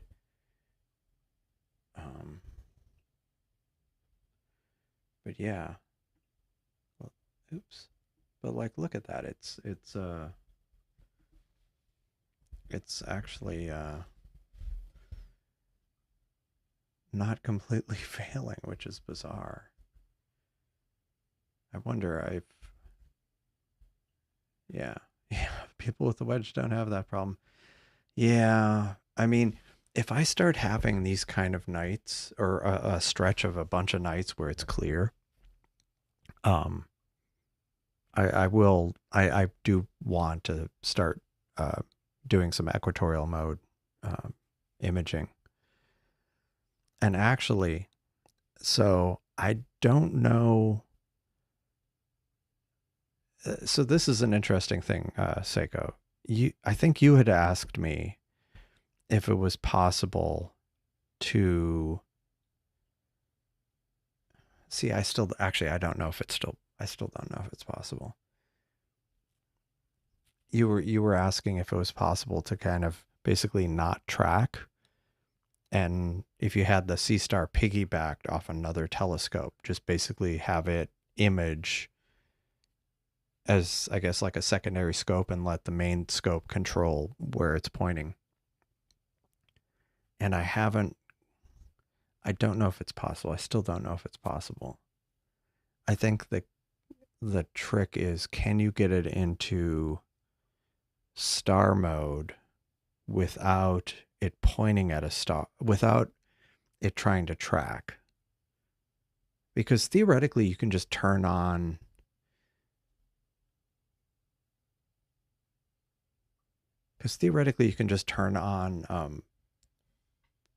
when you go to kind of observing mode, things are drifting, but I think maybe it's still tracking though. Because if you could basically, and if you could somehow do that and then force 10-second preview exposures like I was doing last night, you're not actually having to do the horizontal calibration at all. It's basically just streaming the 10-second frames off the telescope, and then combine with manually taking dark frames. I guess the part I still don't know is if you can have the telescope grabbing 10-second frames without trying to move. Yeah. Yeah. I mean, based on what I was doing last night, that kind of filled in some of the pieces of the puzzle, I think, on how it could be done. But actually, there's an easy way. There's an easy way to prevent it from doing it. Now, well, no. So what I was thinking, I've accidentally done this where, and I know others have as well. The Seestar, I mean, I don't have one sitting here, but it's got the bearing that it rotates around that you attach the tripod to. But if the kind of tripod head you're using is too wide, it can start interfering with some of the feet on the Seestar. But really, if you attach the telescope, if you attach the Seestar to another telescope without using that, that tripod mount in the bottom on the bearing, like it's not moving. Like if you were to duct tape the Seestar's body to another telescope, it wouldn't, like the azimuth bearing wouldn't be moving it at all. Even if it was rotating, even if the Seestar was trying to rotate it, it wouldn't do anything. Now you'd still have to deal with the azimuth, but if you kind of, like how people, when they do the polar alignment, if you basically told it you're at, like one of the ways to equatorial alignment is you basically tell the Seestar it's at the North Pole,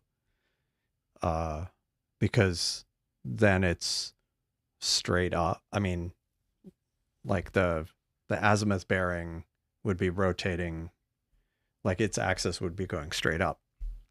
So by saying you're at the North Pole, you're kind of tricking the Seestar. And then it would, when it's tracking something, it would only be using the azimuth axis. It wouldn't be using the altitude axis at all, like once it was pointing at a target. So really, if you just did that, duct tape it to the scope, duct tape it to the other telescope, tell it it's at the North Pole, then it won't move at all. It won't try to move the camera. And then using something like Seestar Alp, you can change the preview frames to be 10-second or 20 or 30. And so you don't actually have to start capturing frames from the, actually you could still have the Seestar capturing it, because it wouldn't be trying to move in the altitude direction anymore. And it would not be possible for it to rotate in the azimuth. And so it should theoretically just work at that point. I think the key would just be telling it it's at the North Pole and duct taping it to the scope, or as you said, like a Frankenscope. It's alive. Yeah. So it could be possible. And I think it would be possible to do that. And people are already doing kind of for equatorial mounting, or for equatorial mounting it, that's like one of the methods is you just kind of lie to it and tell it it's at the North Pole, or just any of the other mechanisms, and then just making sure that it can't move on the azimuth bearing. Yeah, that would work. If I had a big enough mount, I would try it, but I don't have any mounts that big that could take that kind of payload. Like they could take the Seestar by itself, and I guess I could test it like that. but I don't have any mounts uh, big enough that would take one of my other telescopes and the Seestar at the same time. But that would be an interesting experiment. If you try it out, let us know how it works. That could be fun. Have a Frankenscope. And speaking of Frankenscope, in one of the Discord servers, I saw someone had kind of, what did they end up doing? They modified their, let me find that. I'm not going to share the link because it's, I don't know if it's something people want to share, but what did they end up doing? It was like hardware modification of a Seestar. Was it that one? Frankenstein. It's a channel called Frankenstein. Wow, that is a Frankenstein scope. What in the world? They grafted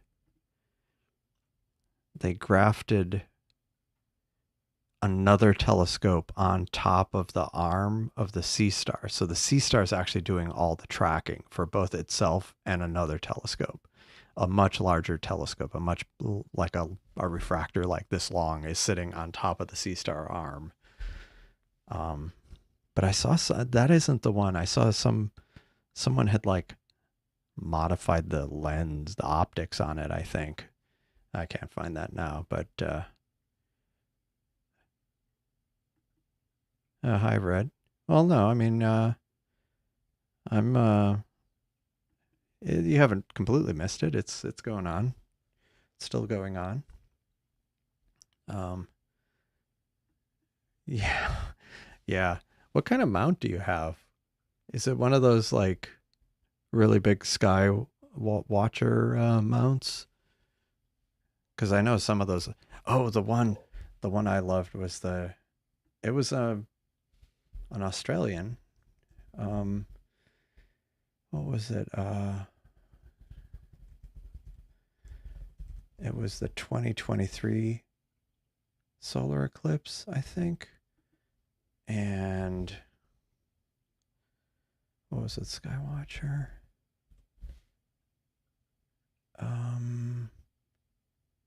What was it? Nikon. I can't remember. Oh man. Let me see if I can find. Let me see if I can find the. I'm trying to find the telescope mount. Let's see, do I even have that? Seestar to use on your yacht during. Yeah, no. What was it? It was a. What was the thing? Skywatcher. Oh man, hold on a second. See, now this is gonna bug me. What was it? Let's see if I can do this without breaking. Oh no, it's not this tab. Let me look on my YouTube.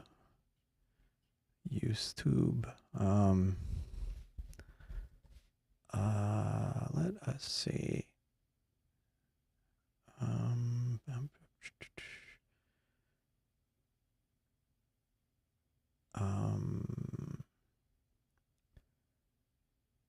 It was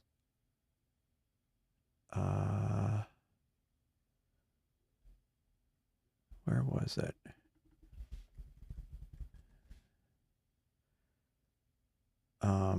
Hold on, sorry. Bear with me.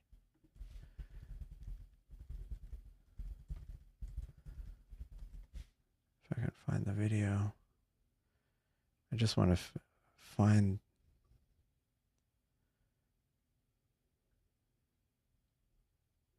I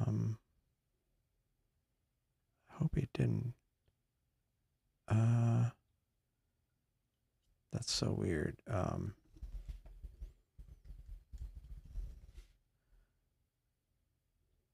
Sorry, just give me a moment. I'm just trying to find this. Oh, yeah, here it is. I want to look at the like this is like, I mean, there's a lot of cool eclipse footage, but this was from the Xmas eclipse. But like like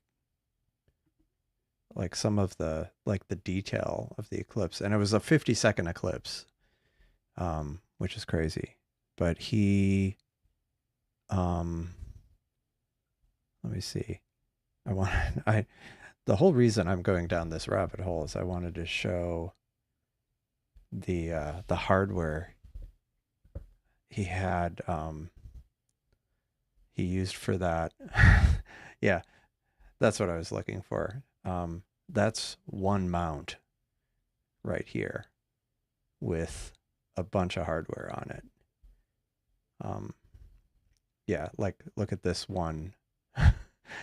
Actually, I mean he has two. I'm gonna drop the link in the description because it was that was quite a setup.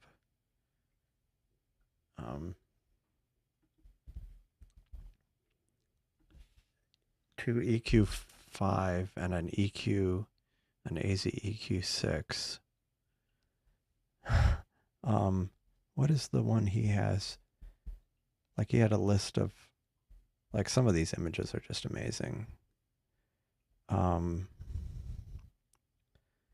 what was it? Yeah, like that is these are like what? How big were these scopes? It was a 150, so a 150 millimeter 150 millimeter aperture refractor. Okay, here's he had an EQ8. That's what the big mounts are, EQ8s. Yeah. For some reason I had in mind that that's what your setup was, where you could just like, I mean, granted the EQ6 is that's pretty big. That would be nice. Nice mount to have. Okay, so how's this going? This is 25 minutes in. This one is actually this was the one that was dropping tons of frames, but now it's barely dropping frames. Like that makes no sense. That makes no sense. Very much no sense.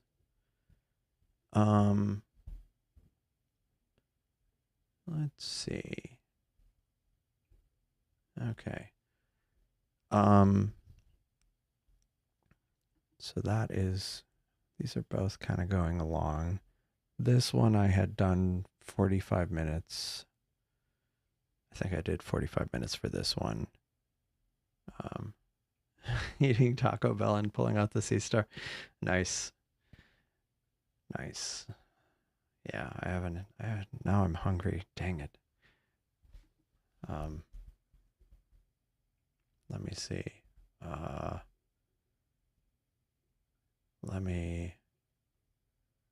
Yeah, now I'm hungry, unfortunately.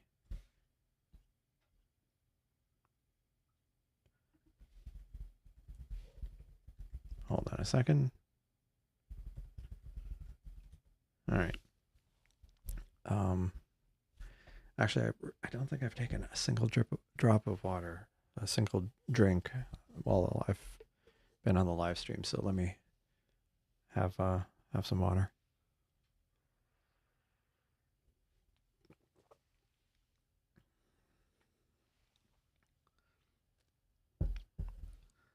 I should probably put that somewhere where it's not so inconvenient to grab. I'll put that right there. It's kind of off. Okay.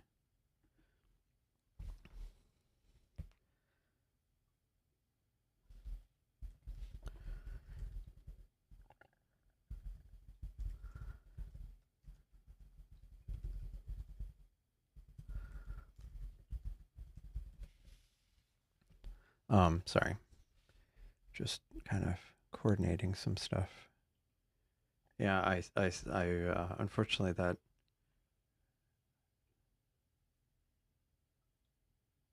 usually, oh no, sorry to hear that Chris makes that. Yeah, I mean, I remember eating Taco Bell. It is nice, inexpensive food. Um, Ozzy Lincoln Discord. Let me go look in Discord. And like I say, speaking of Discord, if you haven't joined the Discord server, the link is actually I should just drop a link in the chat, like like uh, like people do. Let me see. Discord. Okay. Yeah. If you haven't joined the Discord server, here's a link. So let me see what this. Let me see what this link is. The greatest deep sky image. Oh hi, Apparition. Apparition joined the Discord server. Hi, Apparition. Let me see. Wow, there's been conversations on that I have not been paying attention to. Okay, so I'm getting past the ad on the link. Seiko shared. Let me see what this is about. Whoa. I was not prepared for that. Speaking of telescopes. Oh my gosh. Wow. Look at that. That is like, what kind of telescopes are these? Are these all RASA telescopes? Hold on a second. It's just hold on a second. I'll be right back.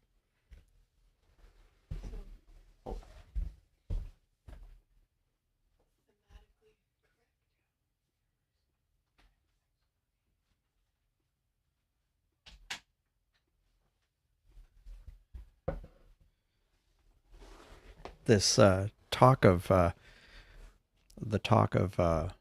Taco Bell reminded me that I'm hungry, and it reminded me that we had actually gotten pizza just before I started the live stream, or just after I started the live stream. So I may eat some of it at some point. But wow, this yeah. So Polar Bear, sorry, I'm a little behind on the chat. This is the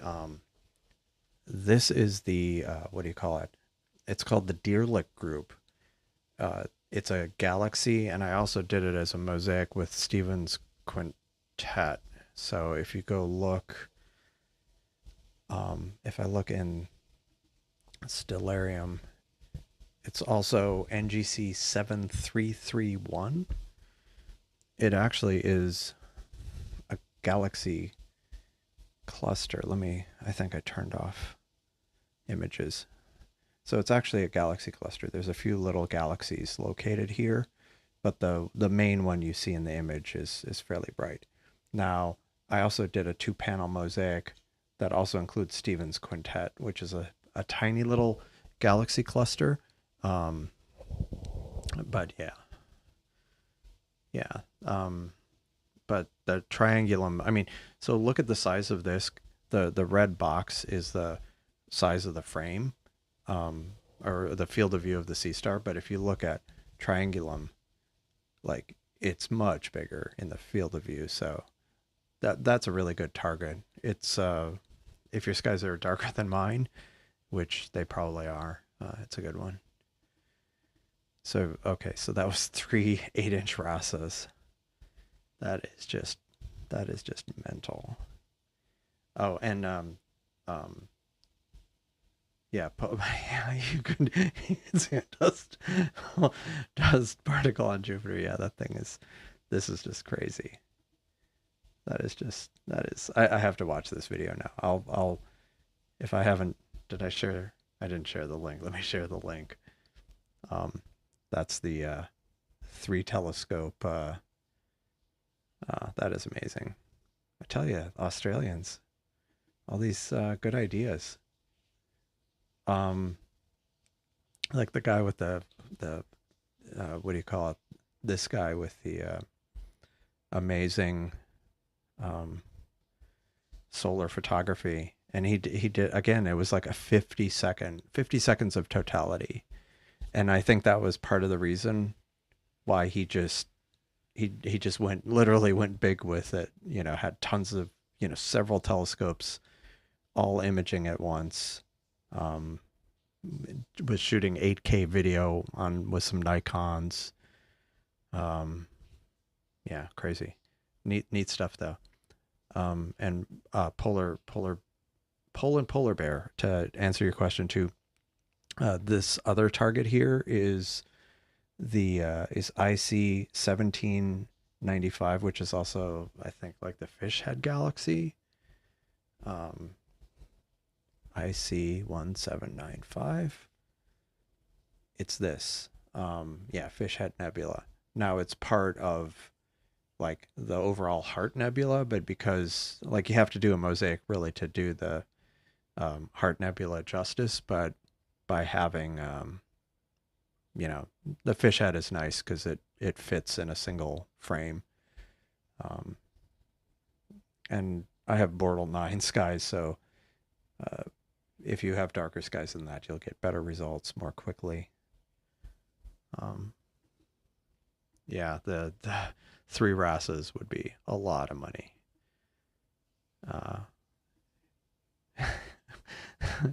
All Taco, now all restaurants are Taco Bell. Yeah. Yeah, I mean, that said, um, I think, I mean, for me personally, I think it's worth traveling for a total solar eclipse. They don't happen that often, good ones. So I've actually traveled for, I mean, I've driven to 2 in the US, but I've flown to 2 as well. Um, and it wasn't anything like I picked ones, the ones I went to weren't like, super difficult to get to, like, Greenland or something. I mean, I flew to one in Europe years ago, and I flew to one in Mexico years ago. So I think it's worth it. So if you're willing to fly, there's ones more in the near term than 2045. Yeah, the Heart Nebula. I think you have to have like a lot of time for that. I haven't really done. I've been wanting to do a mosaic. I think Wiley Site has done a mosaic, but I think you need a lot of time to do it justice. Good night, Joe V. Thanks for joining. See you next time. Get 2 more. So do you already have an 8-inch Rasa? That's nice. I'm actually gonna. I'm sorry. I didn't bring anybody. I didn't bring anybody pizza, but I'm gonna have a bite. Oh, and this pizza came from a local pizza place called Beetlejuice Pizza. So kind of, one could say, somewhat astronomy themed, or Michael Keaton movie themed. Take your pick.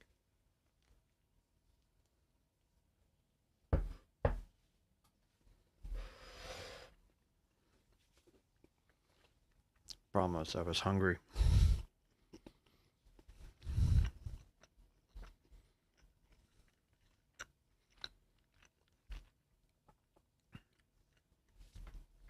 Okay, this one has like 8 minutes, and this one has another 15, 20 minutes.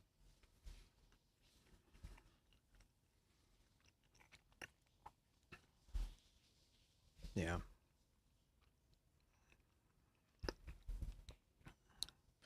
Yeah, this is but yeah, this is turning out nicely. After this, and again, it's weird. Like the reject rate, the drop frame rate on this is nothing compared to the last image. And it's also got the filter on. So maybe it was a field rotation issue. Maybe it was just finally rotating because it was getting close to the meridian. Maybe that was the problem. I don't know. Just very bizarre. Um, let's see what are we gonna do next here. So I got the deer lick group, fish head. Oh, oh, that's good. We're coming up on when the Helix Nebula is going to be visible. Again, from my very very bad uh, backyard, and this will be good because the telescope that will be freeing up next is this one. And actually, so that reminds me. Let me see. I thought I had seen something where you could add another item to an already running schedule, but maybe not yet. I know it was a feature I was hoping someone would add for a while. Okay, so 7293, and I'll do it for 45 minutes. Light pollution filter, submit. It actually added it. This didn't used to work. It didn't used to work. Yeah. Yeah, it's definitely worth flying to a solar eclipse if you have the money. Um, and to be fair, I mean, like literally the first eclipse I flew to, that I went to, I ended up having to fly to. Granted, it was to Mexico, so it's not that far. But I was a college student at the time. I basically saved up saved up money because really wanted to go see that eclipse. Um, so favorite pizza. I don't know if this is my favorite. Well, I don't know. I've never had this pizza before. Literally, it was something new we decided to try out. So, um, yeah, um, yeah, yeah. The too much. Need to just get a bigger battery, like between the telescope and a 2600. Yeah, yeah. The Seestar is a really. I mean, for the price, it's. I've been pretty happy with mine. I mean, I have two. Um, but yeah, this is great that this it was able to add this on the fly. Like I say, that wasn't a thing before. So let's go back. So now I can just kind of wait for it to switch targets.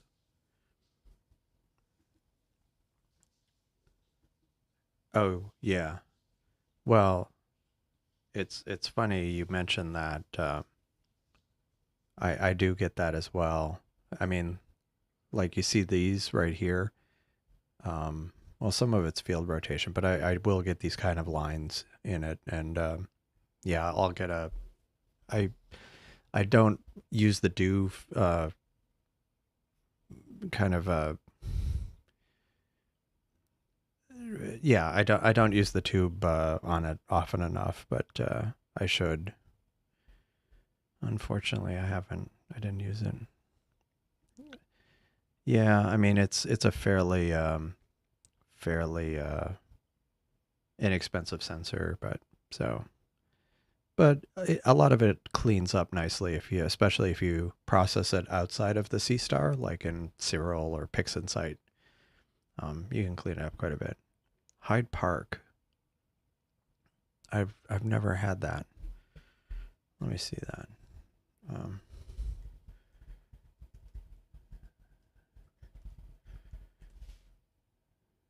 Hyde Park. Oh, it's down in Webster. Okay, that makes sense. Yeah, that's a bit south of me. Not that much south, but um, yeah, this place is relatively close, I think. Let me.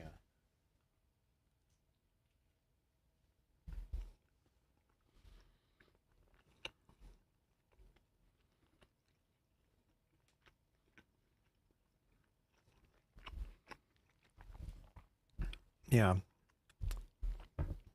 yeah, 2024. I mean, that was the eclipse this year was good. It was a pretty good one. Um, there's a few good ones in the next few years, but yeah, like I say, there's one in like um, northern Africa. It goes over the Mediterranean in the next few years, and then there's one in Australia. Um, so yeah, there's some good ones. Uh, but I mean, I'm not like a hardcore eclipse chaser. I've seen a few, but not a ton. Yeah. Yeah, I think I got one of those kind of dew shields from off Etsy, I think. I ended up getting, and it came with a bunch of other stuff. And if you have a 3D printer, you can print your own because there's patterns for it you can download um, on Thingiverse, I think. There's a lot of Seestar stuff. They have they have like diffraction, like batten off masks, lens caps, dew shield, diffraction filters, twist lock filter holders, so you can put a third party filter on it, solar alignment. Um, so yeah, there's a ton of stuff out there. But I didn't do any of that. I just ended up ordering it from Etsy, I think. Yeah, yeah. I mean, yeah. I think I will. I've already imaged the Helix Nebula a little bit. Okay, it's moving. It's on the move. And actually, we can go look at it on the move. I'm gonna.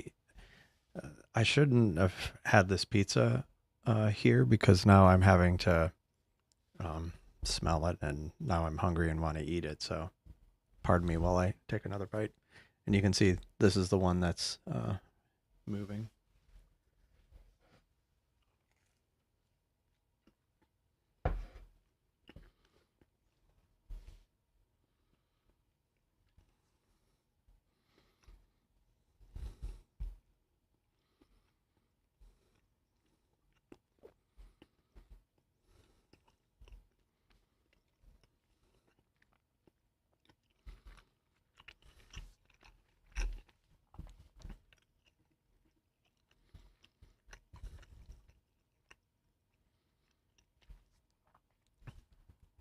Still trying to get to the target.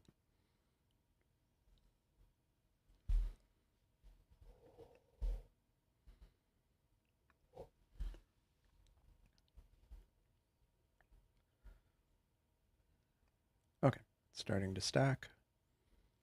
That's good.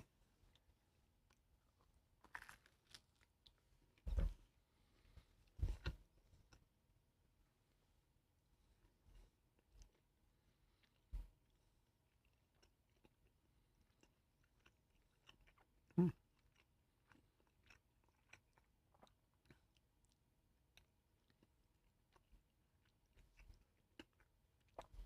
And now the question is if this will update automatically, because last time it did not when it switched panels.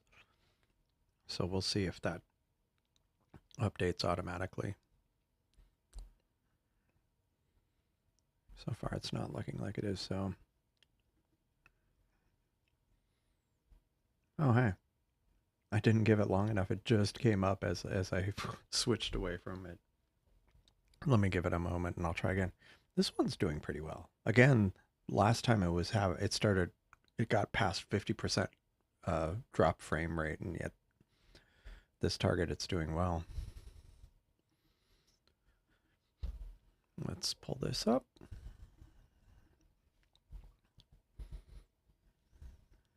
Okay. All right.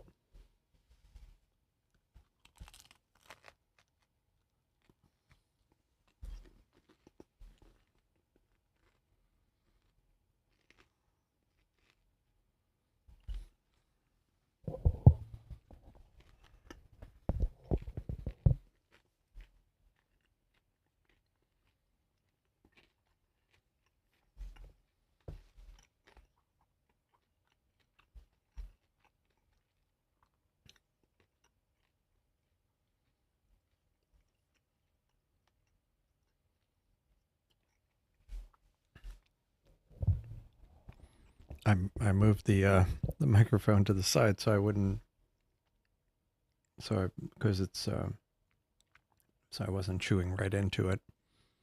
Yeah, so this is starting. It's interesting. It's like having a high drop frame rate. And this wasn't the one that was having that issue before. It was this one. It's just luck of the draw, I guess.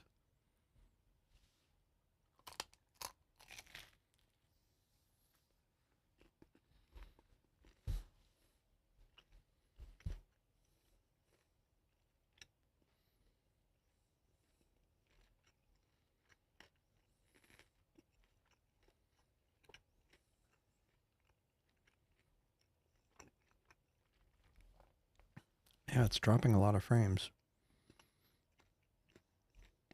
Very strange. But I mean, it's fairly low, and it's between buildings. So yeah, who knows? Maybe because there aren't many stars in the field, and I don't know. It's dropping a lot.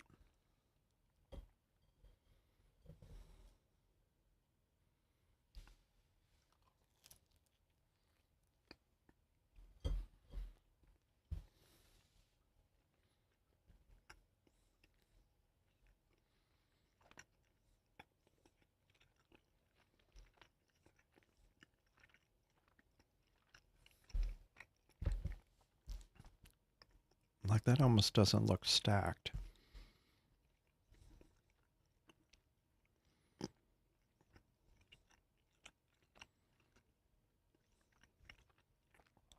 I'm just looking at the logs to see if it's grabbing the stacked image. Yeah, it's a stacked image. It's just, I guess, hasn't gotten many frames yet.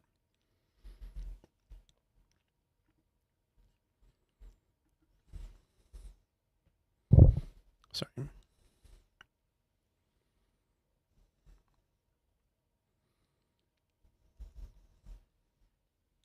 Keep bumping the microphone. That's trying to navigate the food and the keyboard and the mic.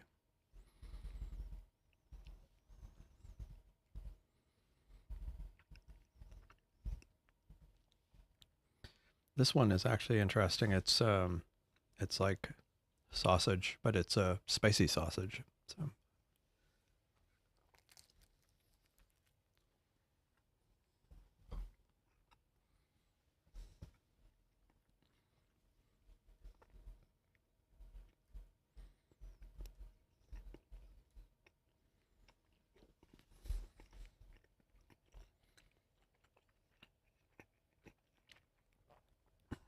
still a terrible drop frame rate.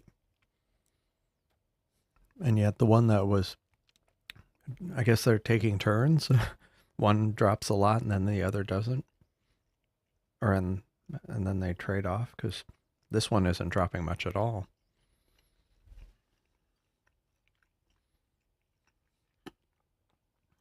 It makes, yeah, unclear.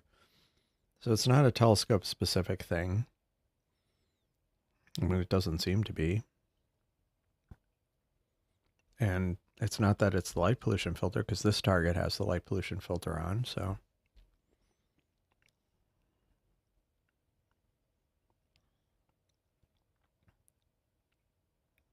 Yeah,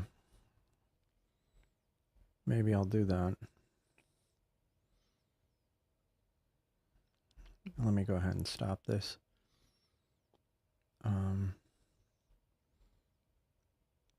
I'll hit stop.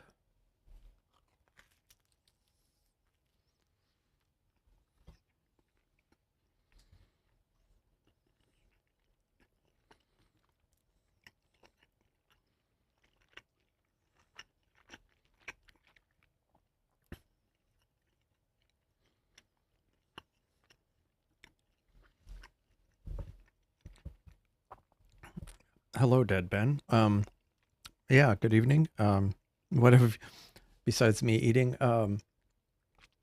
Yeah, this is the Seestar Alp software, which is it's third party software for the Seestar, and it's open source software that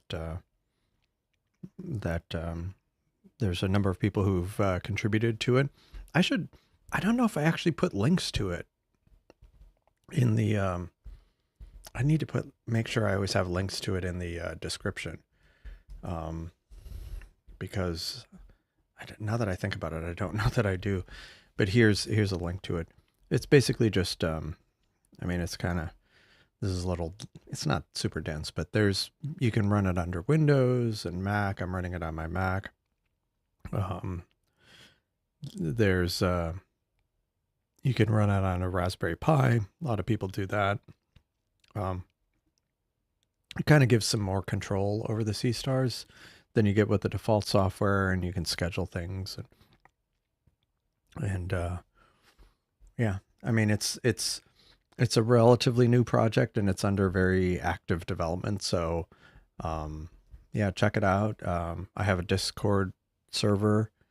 I'm not the one who created it. I use it and contribute to it. What happened? Oh, I did the wrong thing. I did the wrong thing. One thing about this is it is experimental, and I have a development branch here locally, so it's I'm prone to breaking it even more on the stream. But it's okay, cool.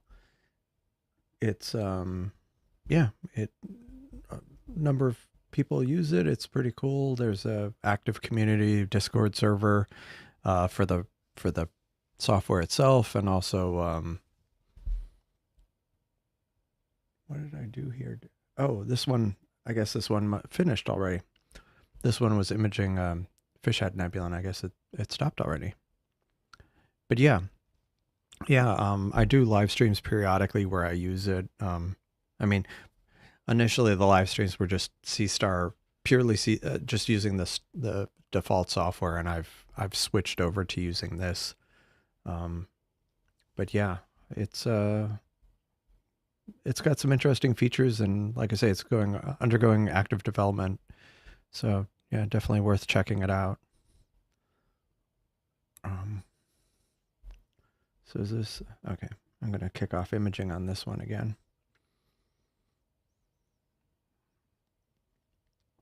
Yeah, it was very strange. Very, very strange that it failed. I'm going to have another bite of pizza. Sorry.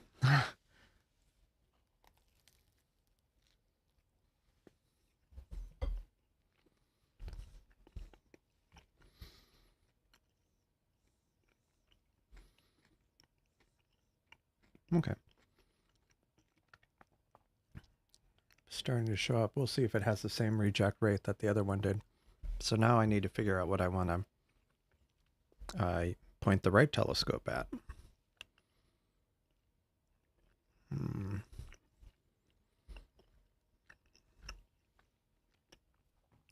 I'm definitely open to suggestions at this point.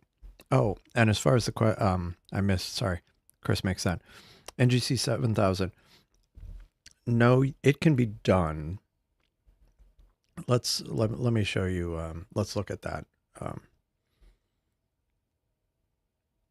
Sorry, I had to think about the key. Let's try this again. I hit return a little too fast. Oh, unfortunately, it's obstructed right now for me. But if we look at it, um, it you'll get it, you'll get a result quickly, but it's such a large target. It really, to do it justice, well, to capture all of it, you need to do a mosaic. Um, but um, if you're just imaging parts of it, it's a pretty bright nebula. So um, the main problem is, like I say, it's big. Like you can see right here, the red rectangle is the Seestar's field of view, and um, the whole thing is much bigger than the Seestar field of view. But it's worth doing, and it I've seen some spectacular results with it, with the Seestar.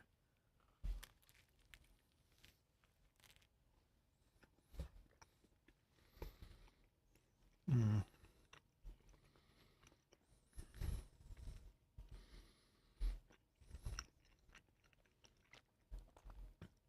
When you mention what do you call it? When you mention the North American Nebula, I was thinking, oh, I can image that, but it's unfortunately already behind a building.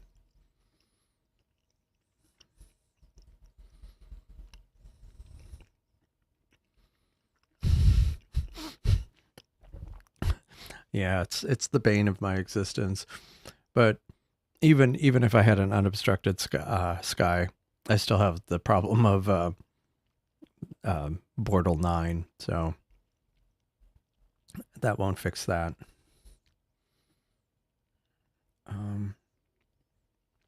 Any suggestions on other things to try? I mean, ideally, I'm trying to find something where I'm not doing a mosaic. I keep thinking about doing like the Heart Nebula, but like just the heart of the Heart Nebula, like this area. I could do that. Maybe the Baby Nebula, but that's still kind of small. I mean, it's too big, I should say, for the field of view.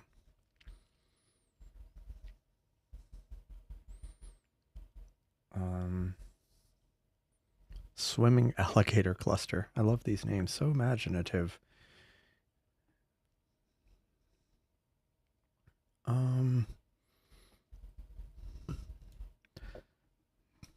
How am I with the M catalog? That's a great question.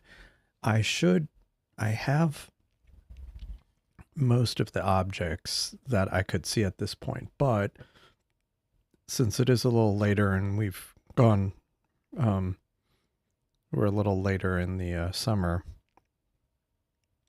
Let me go see what I might be missing.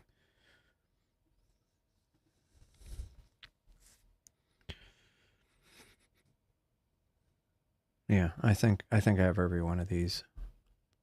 I have every one of these right now. Of things that are visible right now, I have everything.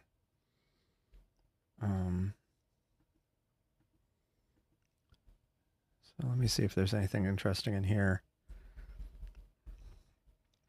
There's a quasar in Andromeda that I'm going to try to capture, but I'm not going to do it tonight.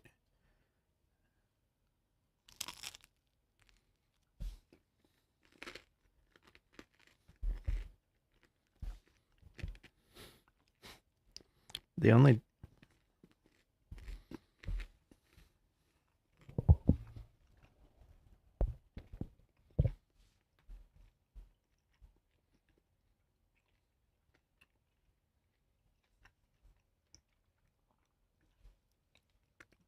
this is good pizza. The only problem is it's a bit crunchy. I see like the audio meters going up. I'm like, oops. Yeah. So, what any other suggestions? I'm just kind of. I mean, I don't. I don't feel like doing a mosaic on that one telescope right now. Well, and because remember, that's the one that I'm not even saving subframes on at the moment. So part of me doesn't want to kind of retread uh, targets that I've already imaged a lot. So just trying to think of things that might work.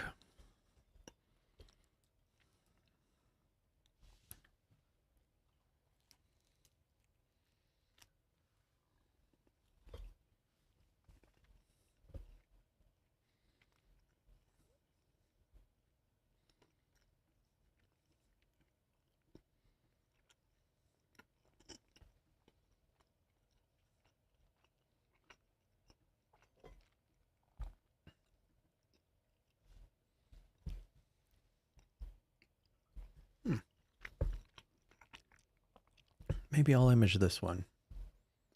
Because I think I tried to image this before and it wasn't in a good position. So now I think it is. Yeah. NGC 691. I mean, 891. Yeah, let me do that one.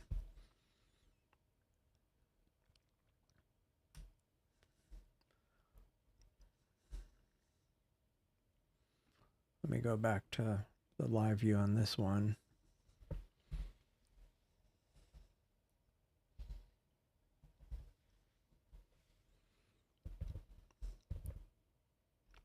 Yeah, sure enough. Good call. I stopped stacking this one and then restarted it, and the reject rate is, the drop frame rate is much better. Yeah, that looks much, much better.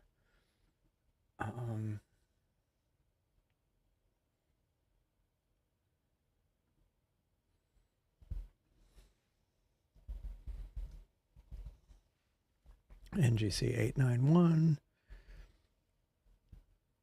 Search.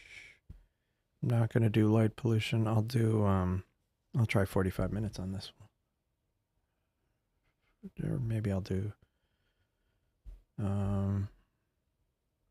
yeah, I'll do 45 minutes on this one. And check that. SH2132. Let me see.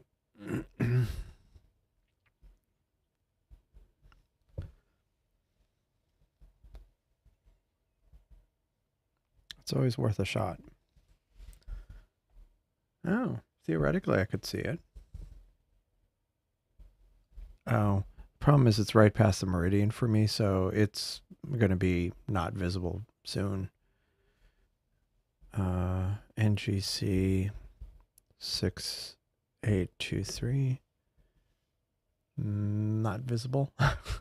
Oh, that looks cool. Unfortunately, it's got a building in the way. Yeah. And it's to the west. I wonder, when would I be able to, can I even, oops. Let me see if I can even,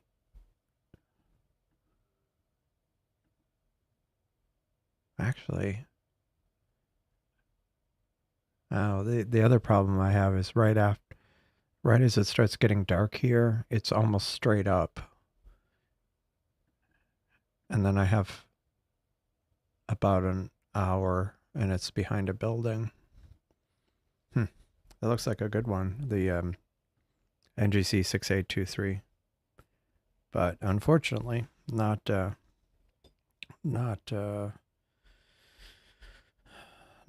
good,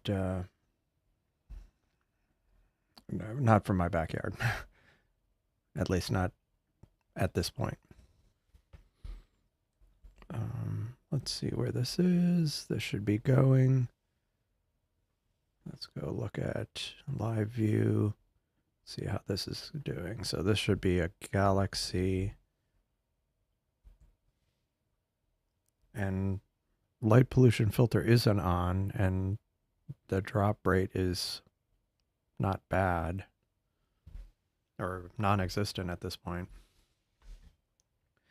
I think I need to wash my hands. So, like literally, wash my hands. So I'm gonna go off camera just for a brief moment.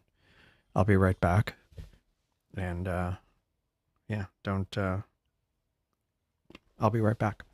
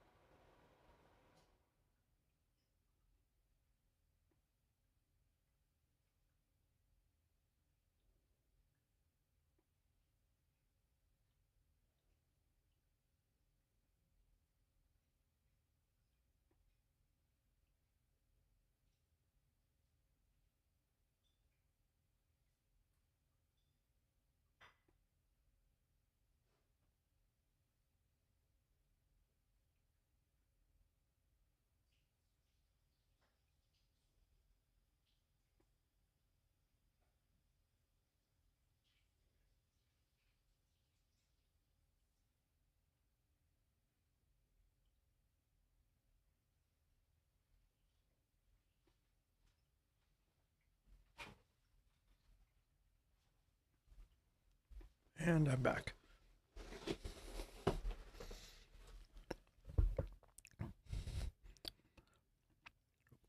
Which nebula are you talking about?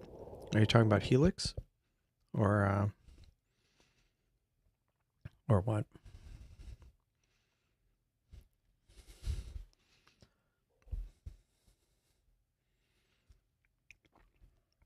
No, this one on the right would be a good target to um, drizzle to try to get some more detail. And it's not dropping any frames. Go figure. Man, look at the the gradient on this image. Wow. Like, why is it green at the bottom? Um,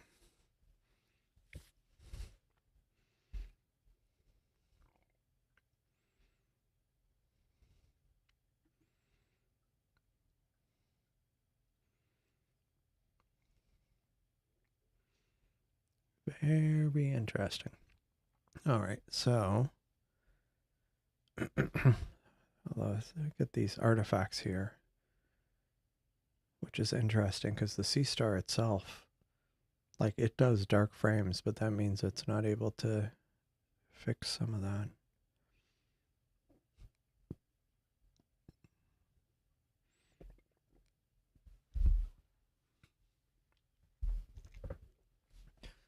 Yeah, like I said, that was a good call. Stopping and restarting the imaging, like the failure rate, the drop rate is so much lower this time, which doesn't make a lot of sense, but I'll take it.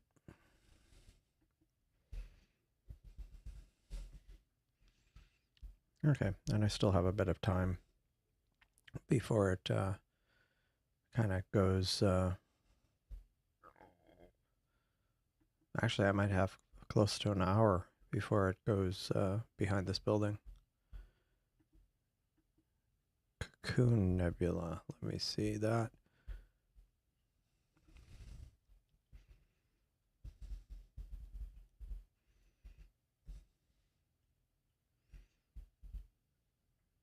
Ah, cluster associated with nebulosity.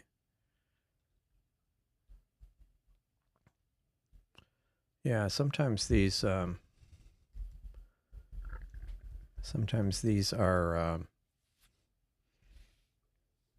oh, it's both. It's a reflection and emission nebula. So there you go. Sometimes those can be a bit tricky. Okay, so H Persei.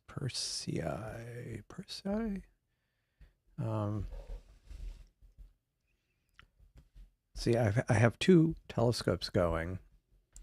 I have both Seestars going, so I need to I clearly need to have another telescope going so I can keep fielding, so I can field lots of requests. And actually, who am I kidding? I need better skies, less obstructed, better skies. That's what I need. Man, look at these artifacts here. Like that's very similar to the ones I was getting yesterday. So these are artifacts from the Seestar itself live stacking. Very interesting.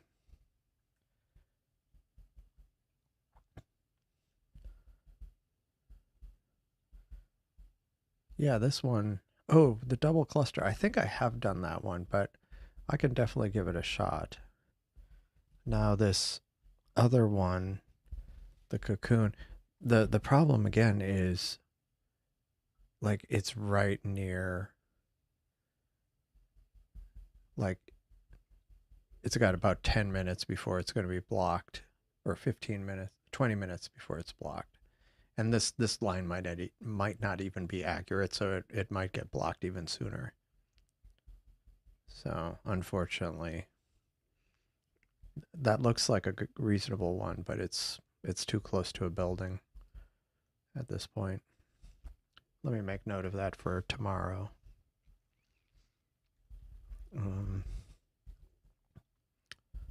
5146 Coon Nebula. Because if I do it earlier in the evening, it should be in a better place. Because like as soon as it gets dark, yeah, that's not a bad position in my. So I'd have like 2 or 3 hours where I could potentially image it. But right now the problem is it's like right over here, about to go behind. Might be about to go behind my house. H Persei. I might try that one.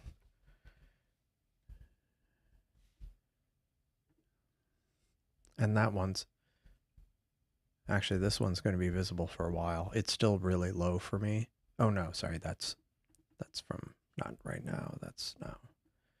Yeah. Let's see. Yeah, this is visible for a while longer, so I'll image that soon. And the good thing about that one is it's an open star cluster, so my light pollution problems won't be as much of an issue for that one.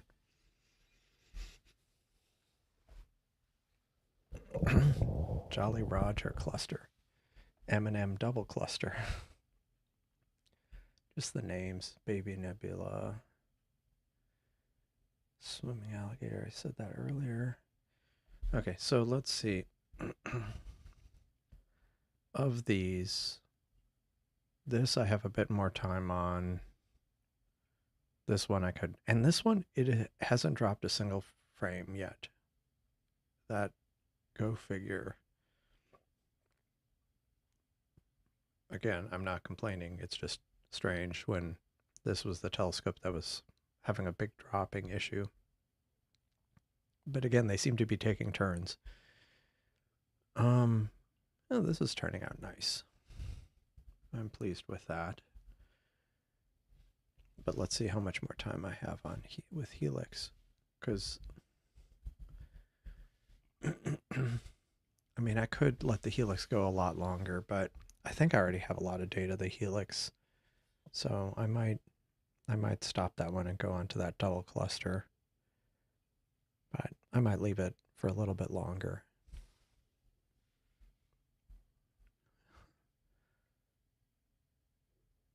Yeah, that makes sense. I mean, my skies are so horrible that yeah, maybe I'll stop this one, since this one is kind of, I mean, it's making good progress. It's been going almost it's almost gotten 10 minutes of data. But really, I feel like this one needs hours of data. And even then, it's going to be challenging because I'm going to have to, the processing, because it's so small. I mean, in the field of view. I mean, it's a galaxy. It's not small, but in the frame, it's fairly small. So I might stop this one and move to the cluster. And that was also known as NGC. And what I'm going to do with this one, since it is a cluster, if I pick one of the coordinates, it'll just center itself. So I'm not going to plug in the name and image it. Or for imaging, I'm just going to plug in the name and do a go to, and then I'm going to manually adjust the controls to try to center it between the two clusters. So NGC 869. And I'm going to pick this one to stop. Image, oops. And stop. And it didn't drop a single frame. Go figure.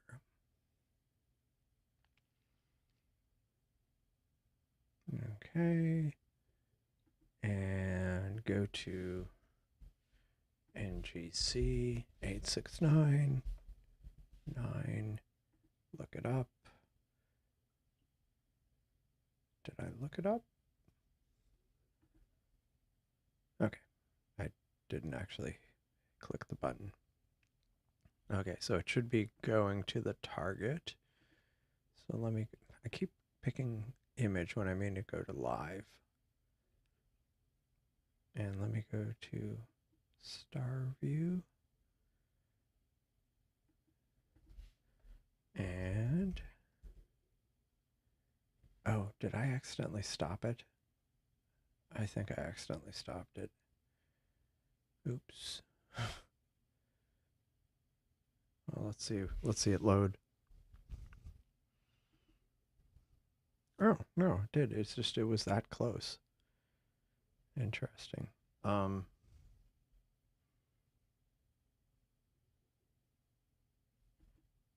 Do custom astrophotographies. Can you do that with a Seestar?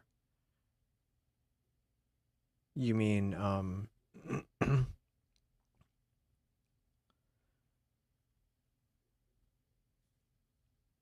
you, are you saying like swap out the camera in the Seestar? I'm not sure I'm getting.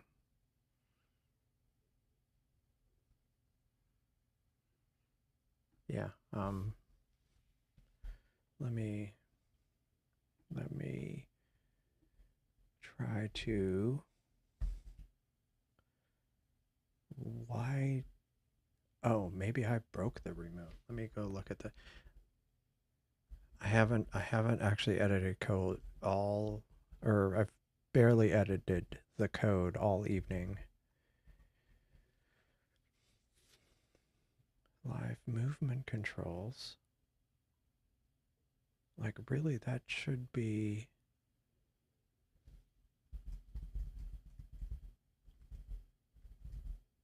Very strange.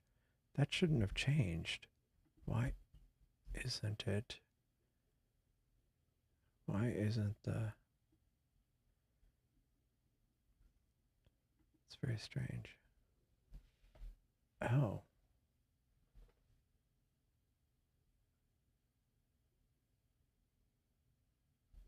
Wait a second.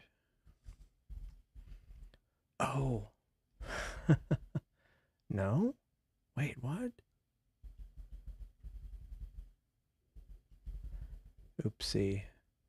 I made some changes to when I committed the code, when I updated the code recently, and I disabled some things because it wasn't ready, and I broke that. So now I fixed it. Okay, so now I have to wait for this to update. Oh, modify the sensor. Oh, you're saying like Astro modifying the sensor? I mean, the sensor already should be well, I don't know. Like I would think since it's in a telescope, it wouldn't have, although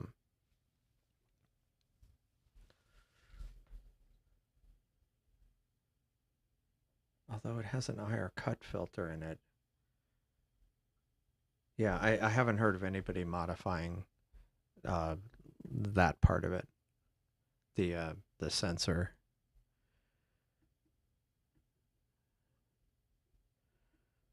Let's see if I can get this a little bit more centered. Unfortunately, it's like kind of laggy, and so I'm trying to make very small adjustments without, and then waiting for it to, whoa, waiting for it to settle.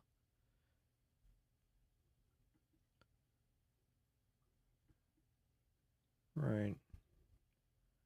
Right. That's what I was thinking, that it wouldn't have, since it's an astro sensor. I mean, it's in a telescope, so I would think it wouldn't have that kind of filter on it.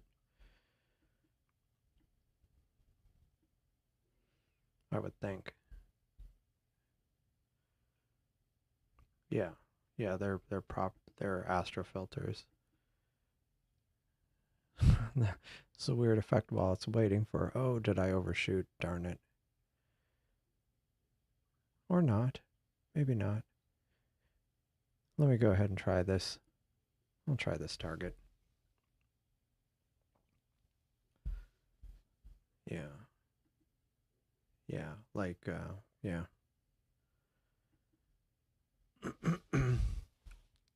So yeah, like not the it shouldn't have to do, you wouldn't have to do the full spectrum modifications like you do with an SLR because it is an astro sensor. I mean, it should have that. Yeah. It should be basically not, I don't want to say pre-modified, already set up that way for that kind of imaging. Boy, it is having a hard time at it. It's like drifting.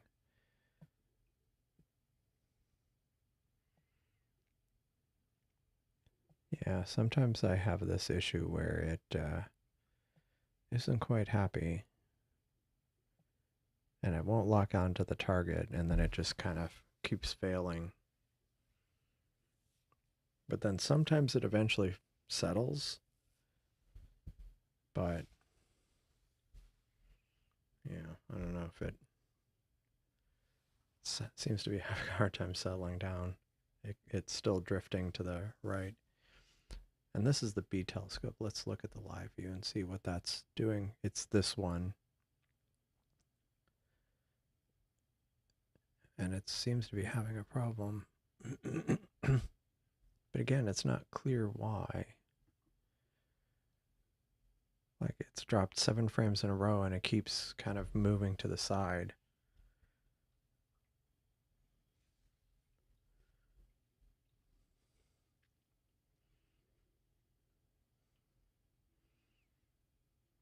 If this doesn't lock in, I'm going to try redoing it.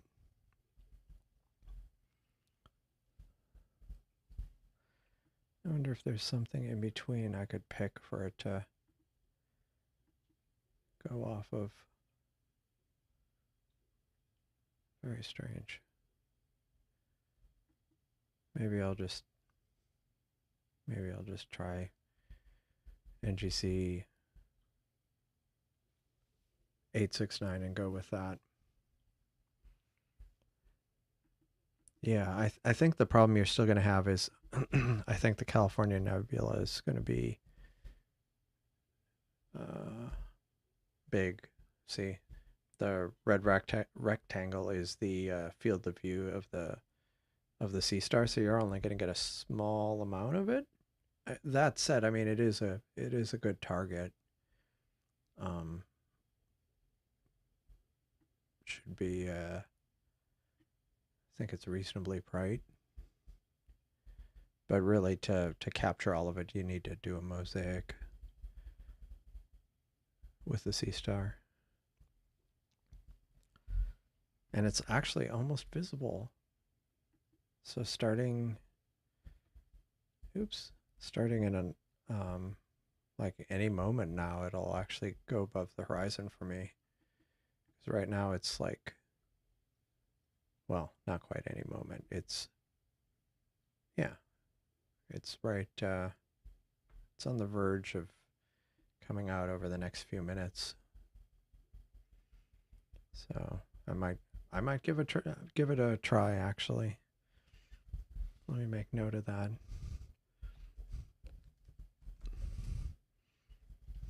NGC 1499. But I'm not going to do a mosaic of it. I'm just going to have it image kind of the center of it.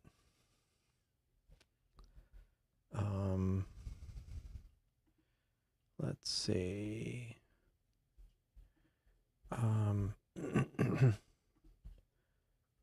Going back to, has it finally? Oh, it finally started imaging. And of course it started imaging with the stuff kind of offset, of course. Of course. But it dropped 10 frames in a row before it finally sorted it out. Hello, Raoul. Raoul. Babadilla. Good evening. Welcome. I didn't mean to tap just now. Hopefully that wasn't on the mic too much. So that's working. Unfortunately, that is offset. So I might go ahead and stop this and start and try to just image it again. Just let me go. Stop. And then I will image that. And I will do, let's do 20 minutes. No light pollution filter, and hit go.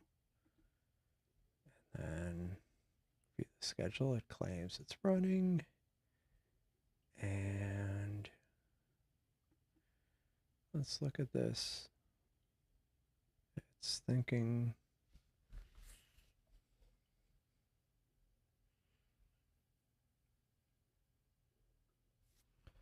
Is it imaging yet? This one, meanwhile, is actually doing pretty well.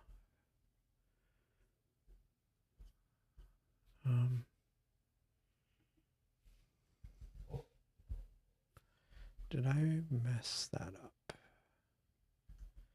Let me look at the server.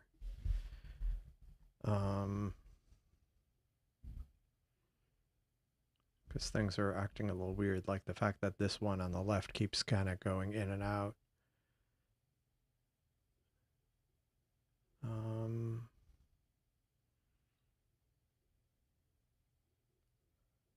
Something keeps having an error.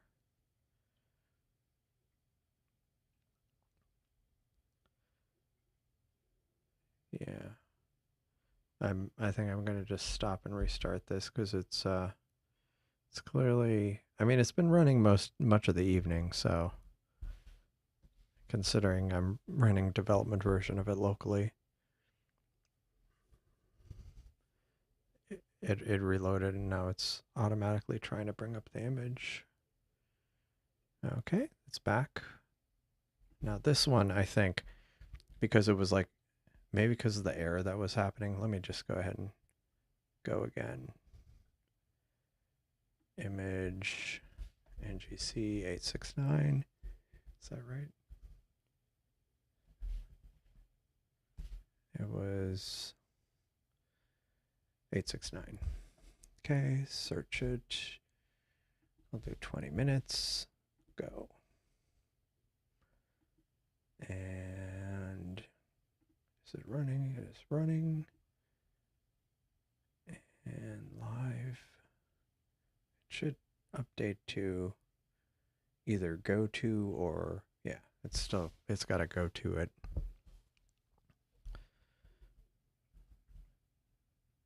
It's weird. I'm seeing an exception on the back end. Why is that? Which? Interesting.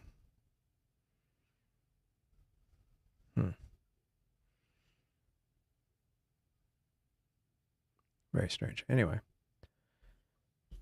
this one is having some write issues, which I think is why it keeps going on and off.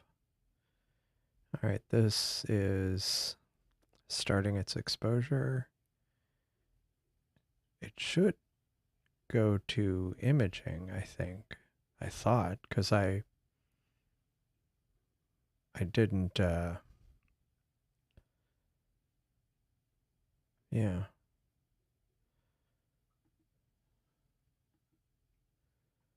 Weird. Okay, let me go to live view here.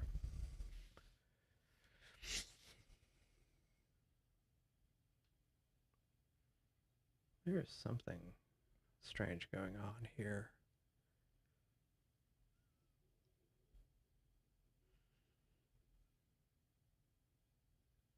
Very strange. Okay, that's fine. Now, is the other one going to load? Okay. But it's not recording, so let me go ahead and start recording. For some reason, there's something funky going on, I think.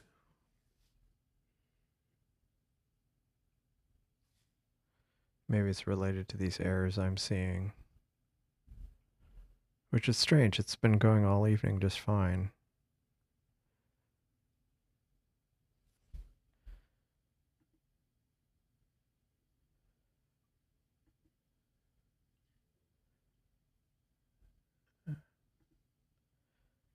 Huh.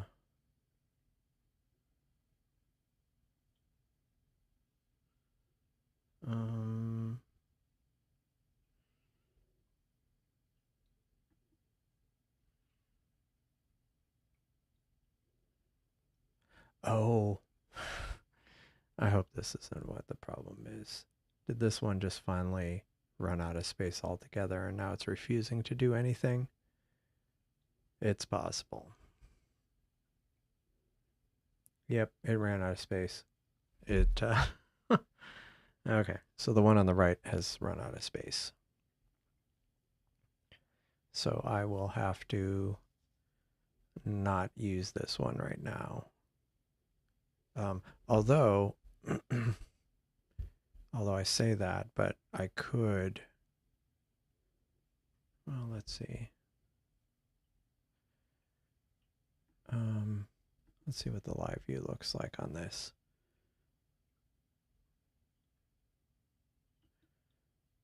I can go to settings, change this to, change it back to 10-second exposure. Although the problem is this was the telescope that had had all the noise issues. So I might have to stop using the one on the right at this point. So we'll be down to one telescope. Hello again. Hi. Thanks for joining, Raul. Yeah, back to live stacking. I'm debating it, but the problem is this one on the right is the one that had all that noise. But, you know, yeah, maybe we'll do it. Let's do it. Why not? I'm going to have to restart it again anyway, but and how much longer do I have on the Helix? Well, let me go ahead and so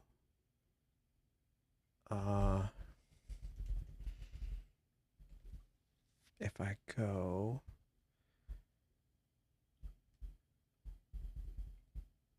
live stacking, save frames as false. Let me turn it to true.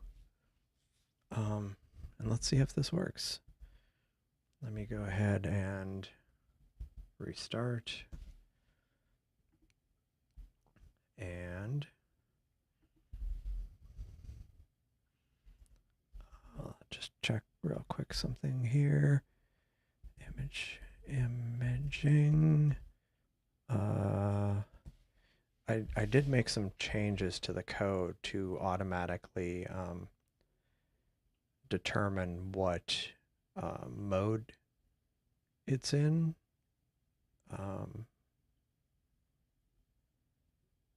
Yeah.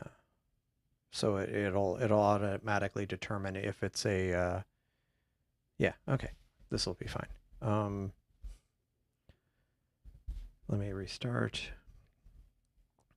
Basically, last night when I was doing this, it was saving all the images with the name lights and in a lights directory. I actually made changes where if it's a dark frame, it'll actually store it in a directory called darks or dark. Let me see, what did I call it? Dark and lights. Okay. And also it'll distinguish if the light pollution filter's on. So let me go look at this. Frames. Let's change that. Okay, make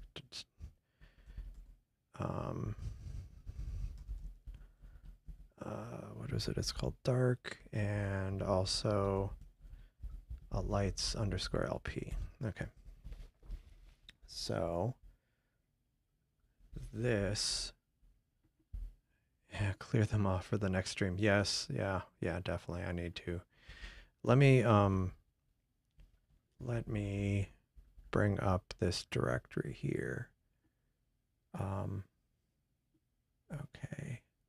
Okay, SSC. Okay, great. I already had pulled this up. So now it's Seestar B, and I have lights. And what I need to do is, okay, no darks. Let me go clear off that directory. And then we'll live stack and we'll try that.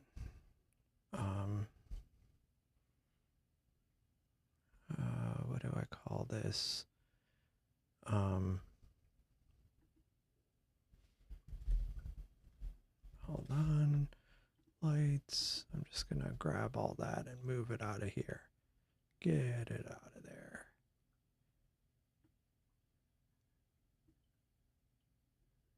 Yeah. All right. It is. Okay. It cleared it out. And so theoretically, it should start writing to the lights directory. But let's see. Let me look at the logs to see if it's actually doing it.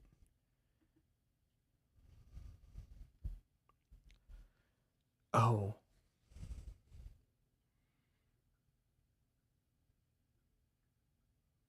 Sorry, I'm just trying to figure out if it saved it. It didn't seem to save it. So if config is set to save frames, and it should say saving image, so I should be able to see that it saved the image. And I don't see that it did.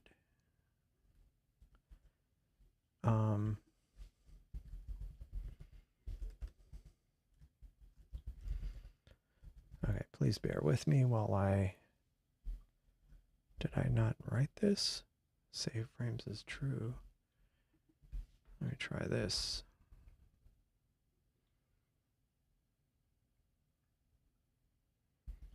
Okay. Go to the browser. This should start loading. It should start writing the files, but I don't see the message that it did. Sorry. Let me go to the super secret hidden config screen. It does say save frames. Let me see. And before it saves the frame, it should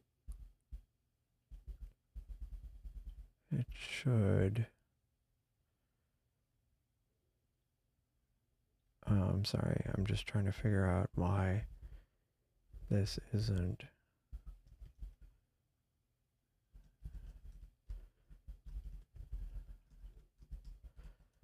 Just trying to force it to run. Because it really doesn't make sense that this one on the right is not.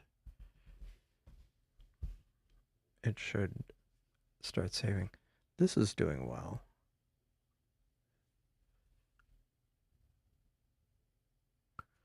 Okay, it got an image. It has an image. It's not saving the image. Why isn't it saving the image?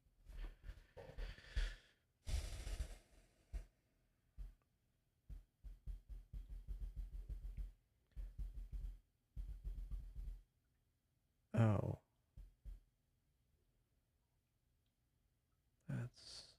Sorry, I'm just trying to figure out why it isn't saving the images. Because it should totally be saving these images. It's funny, I went almost all evening without doing live coding, and now I'm trying to fix this.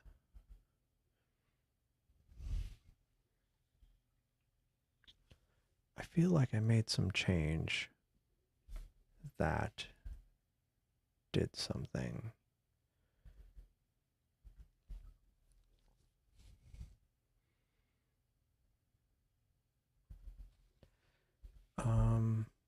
That's really baffling.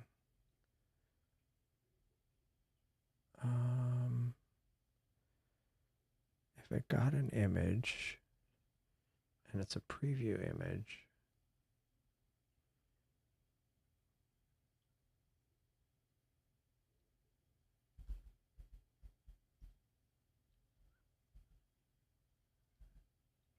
and this is Seestar, unless it's going into, it's not going into unified, is it? These are from yesterday, I think. Wait, what's today? 28, wait. Okay, yeah, those were last night. Oops. After midnight. Yeah, these are all from last night, so it's not writing into there. And this is telescope B.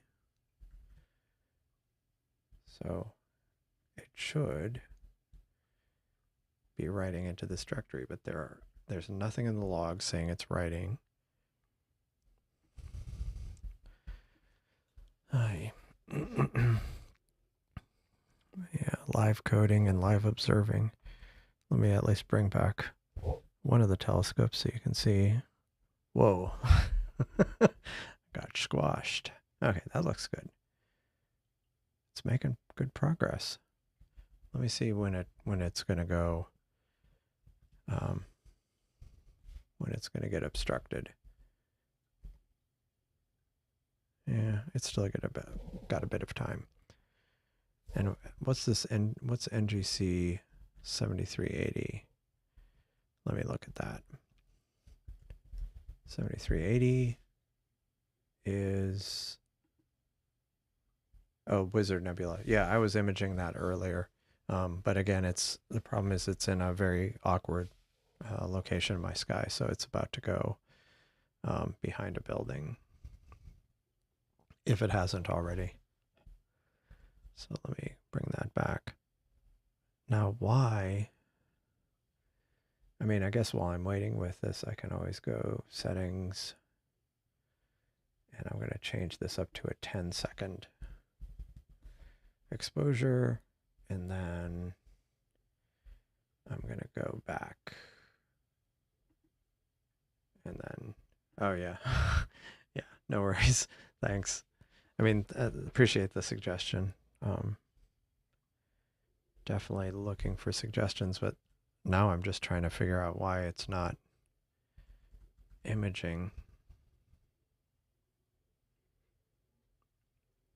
Oh, what?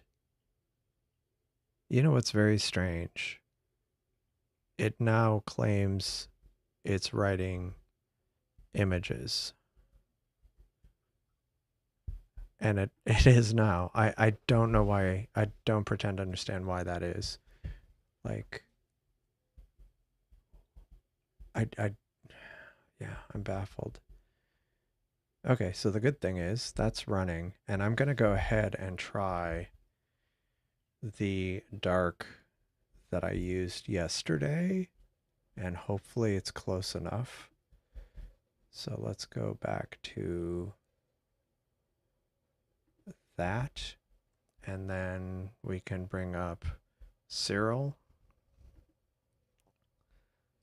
and where is it? Cyril. Looking for Cyril. Okay, there's Cyril. All right. Okay. Okay, got Cyril. And we should be able to live stack this then. I need to change the directory to B, lights. And then I have to change the calibration to use the master dark and auto optimization. I think I leave the rest there, and then try to auto stack. For some reason, this always ends up on the other screen. Go like that. Let's get this out of the way. And it doesn't show that it's got the master dark, but once I start going, it shows that there's a master dark, which I don't understand why it does that. So I didn't redo the master dark, but hopefully this hopefully this is okay. All right. Okay. It's got 9 images.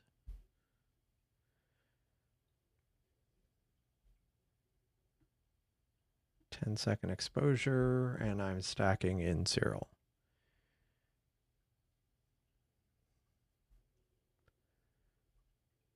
Actually, what I need to do is what I want to do is bring this back. I'm meant to leave it up so I could have the console so I could watch kind of the stats on it. So this is live stacking in Cyril, and actually looks pretty good.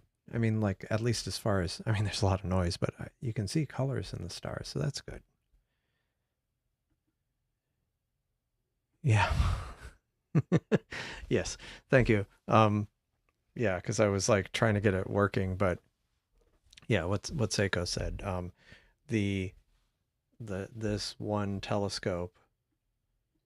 So there's 2 Seestars here.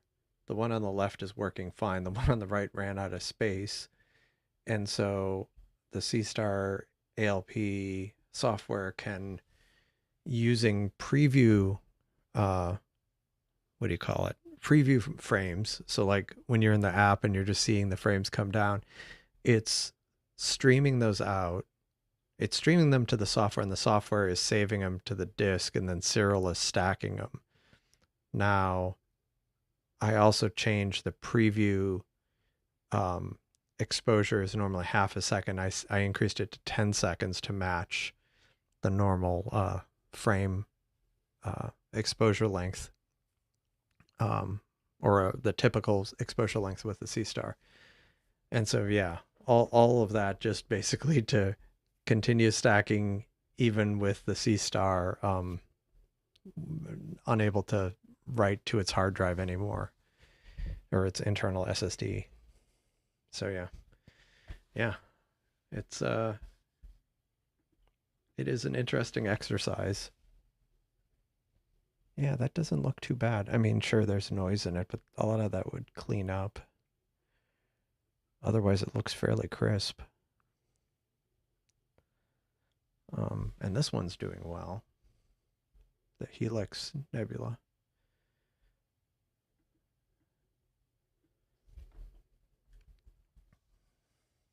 Yeah, and so this is what each frame looks like, each subframe. And this is what it's looking like stacked. Cool.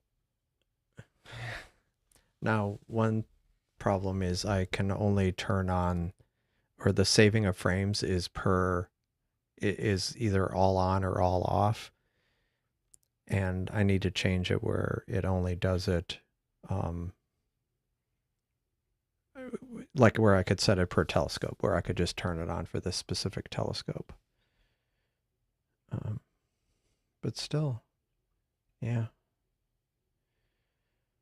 Yeah, it's like I say, there's artifacts, sure, but I mean those stars look pretty somewhat reasonable. Yeah, I think with some manual processing, it'll look even better. Let's see what this is up to. Yeah, this is, I mean, the drop frame count went up, sure, but otherwise, on the whole, it's doing pretty well. Let's see how much more time I have on Helix. Yeah, it's getting close. I found that it actually can go a little bit past here before it actually gets obstructed. But that's probably not much more time. Let me see how much more time it is. Yeah, yeah, like 10 more minutes. I'll let it go 10 more minutes and then I'll stop it. But it's up to 211, 212 frames. So yeah, like what, coming up on not quite 40 minutes. Over 30 minutes, 35 minutes, something like that. Yeah.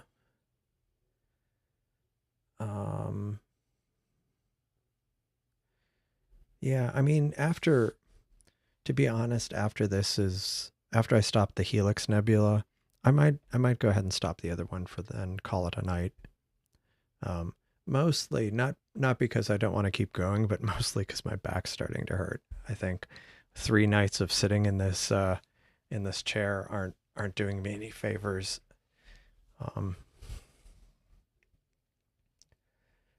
But yeah, I was watching some live stream, someone who live streams a lot, and they had one of those ball chairs, like it's a like a like an inflatable. It's kind of like a balance ball chair. Yeah, like they had something like this. Um, I need to get something like that.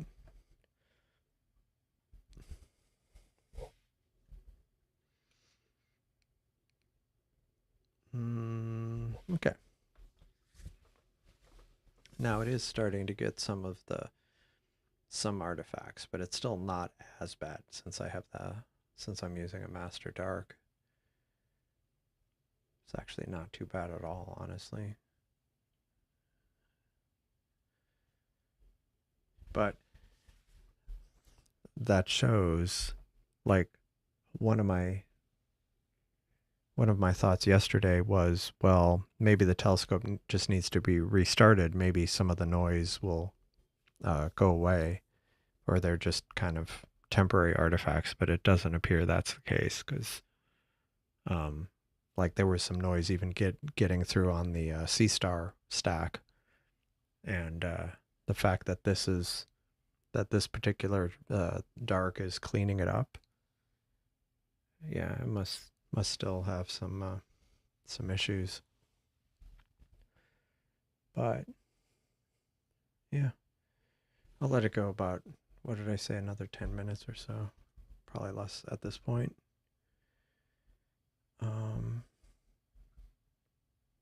Yeah, actually like 5. I'll let it go another 5 minutes till 15 after or so. And then I'll stop the Helix, and I'll probably go ahead and let the other one go even after the stream ends, but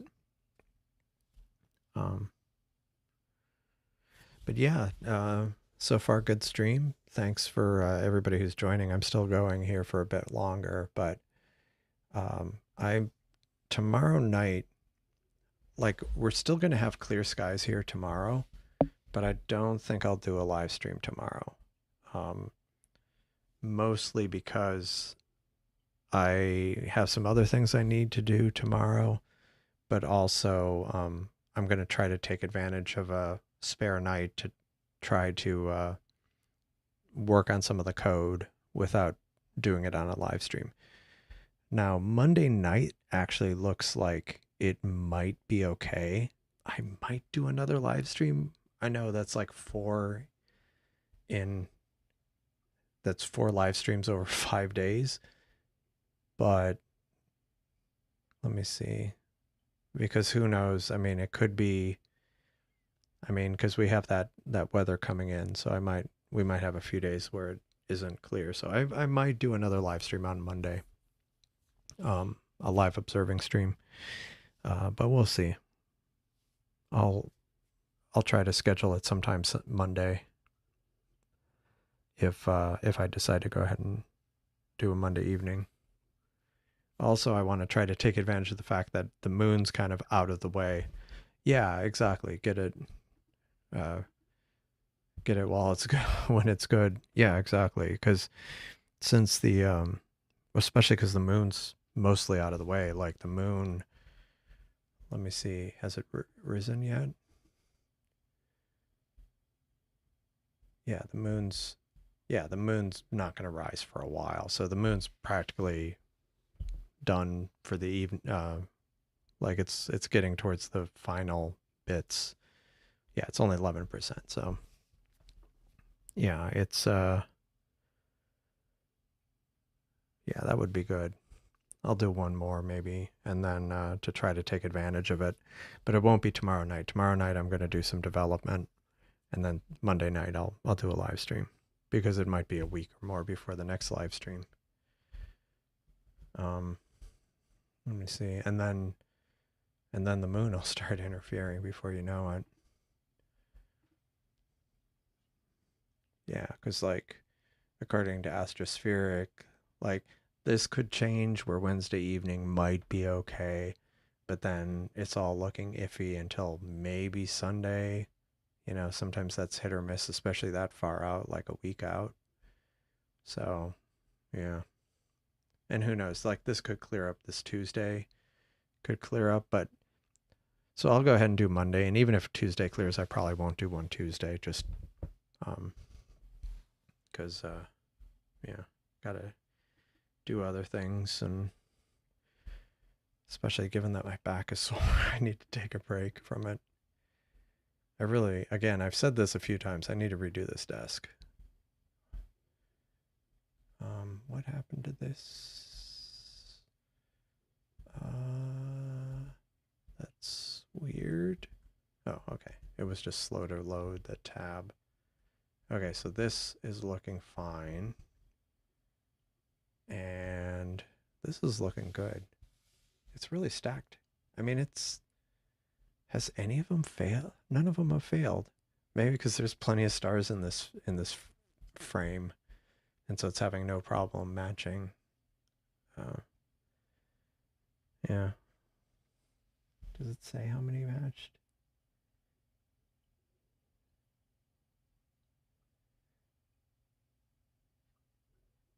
Yeah. It doesn't seem to have any problem finding stars to match. So it's getting some good data here. And yeah, I'm going to let this go about one more minute. But this is turning out nice. And I do have a lot of other data for NGC 253, but I'll have to. So I'm interested in combining that with what I have here, because this is some of the best I've gotten on this so far. Yeah, and especially, I mean, this is like with the Graxpert stretch, but I think, you know, running this through noise reduction and stacking it with the other stuff, I think that would be really nice. Maybe with the drizzle to get some extra resolution. Yeah, this is going well. Yeah, okay. I think I'm going to stop the Helix for the evening. since that looks pretty good. I've gotten how many frames? 217, so that's pretty good. I'll take it. Live, and I'm gonna stop it. And yeah, so I'm gonna keep this one going for a bit longer, but yeah, I think that's it for the night. I've been doing, it's not quite 4 hours, but yeah, thanks for joining. If you haven't liked this video, please like and subscribe. And I do these whenever, not every time the weather is clear, but as often as I can, from beautiful borderline skies in Houston, Texas.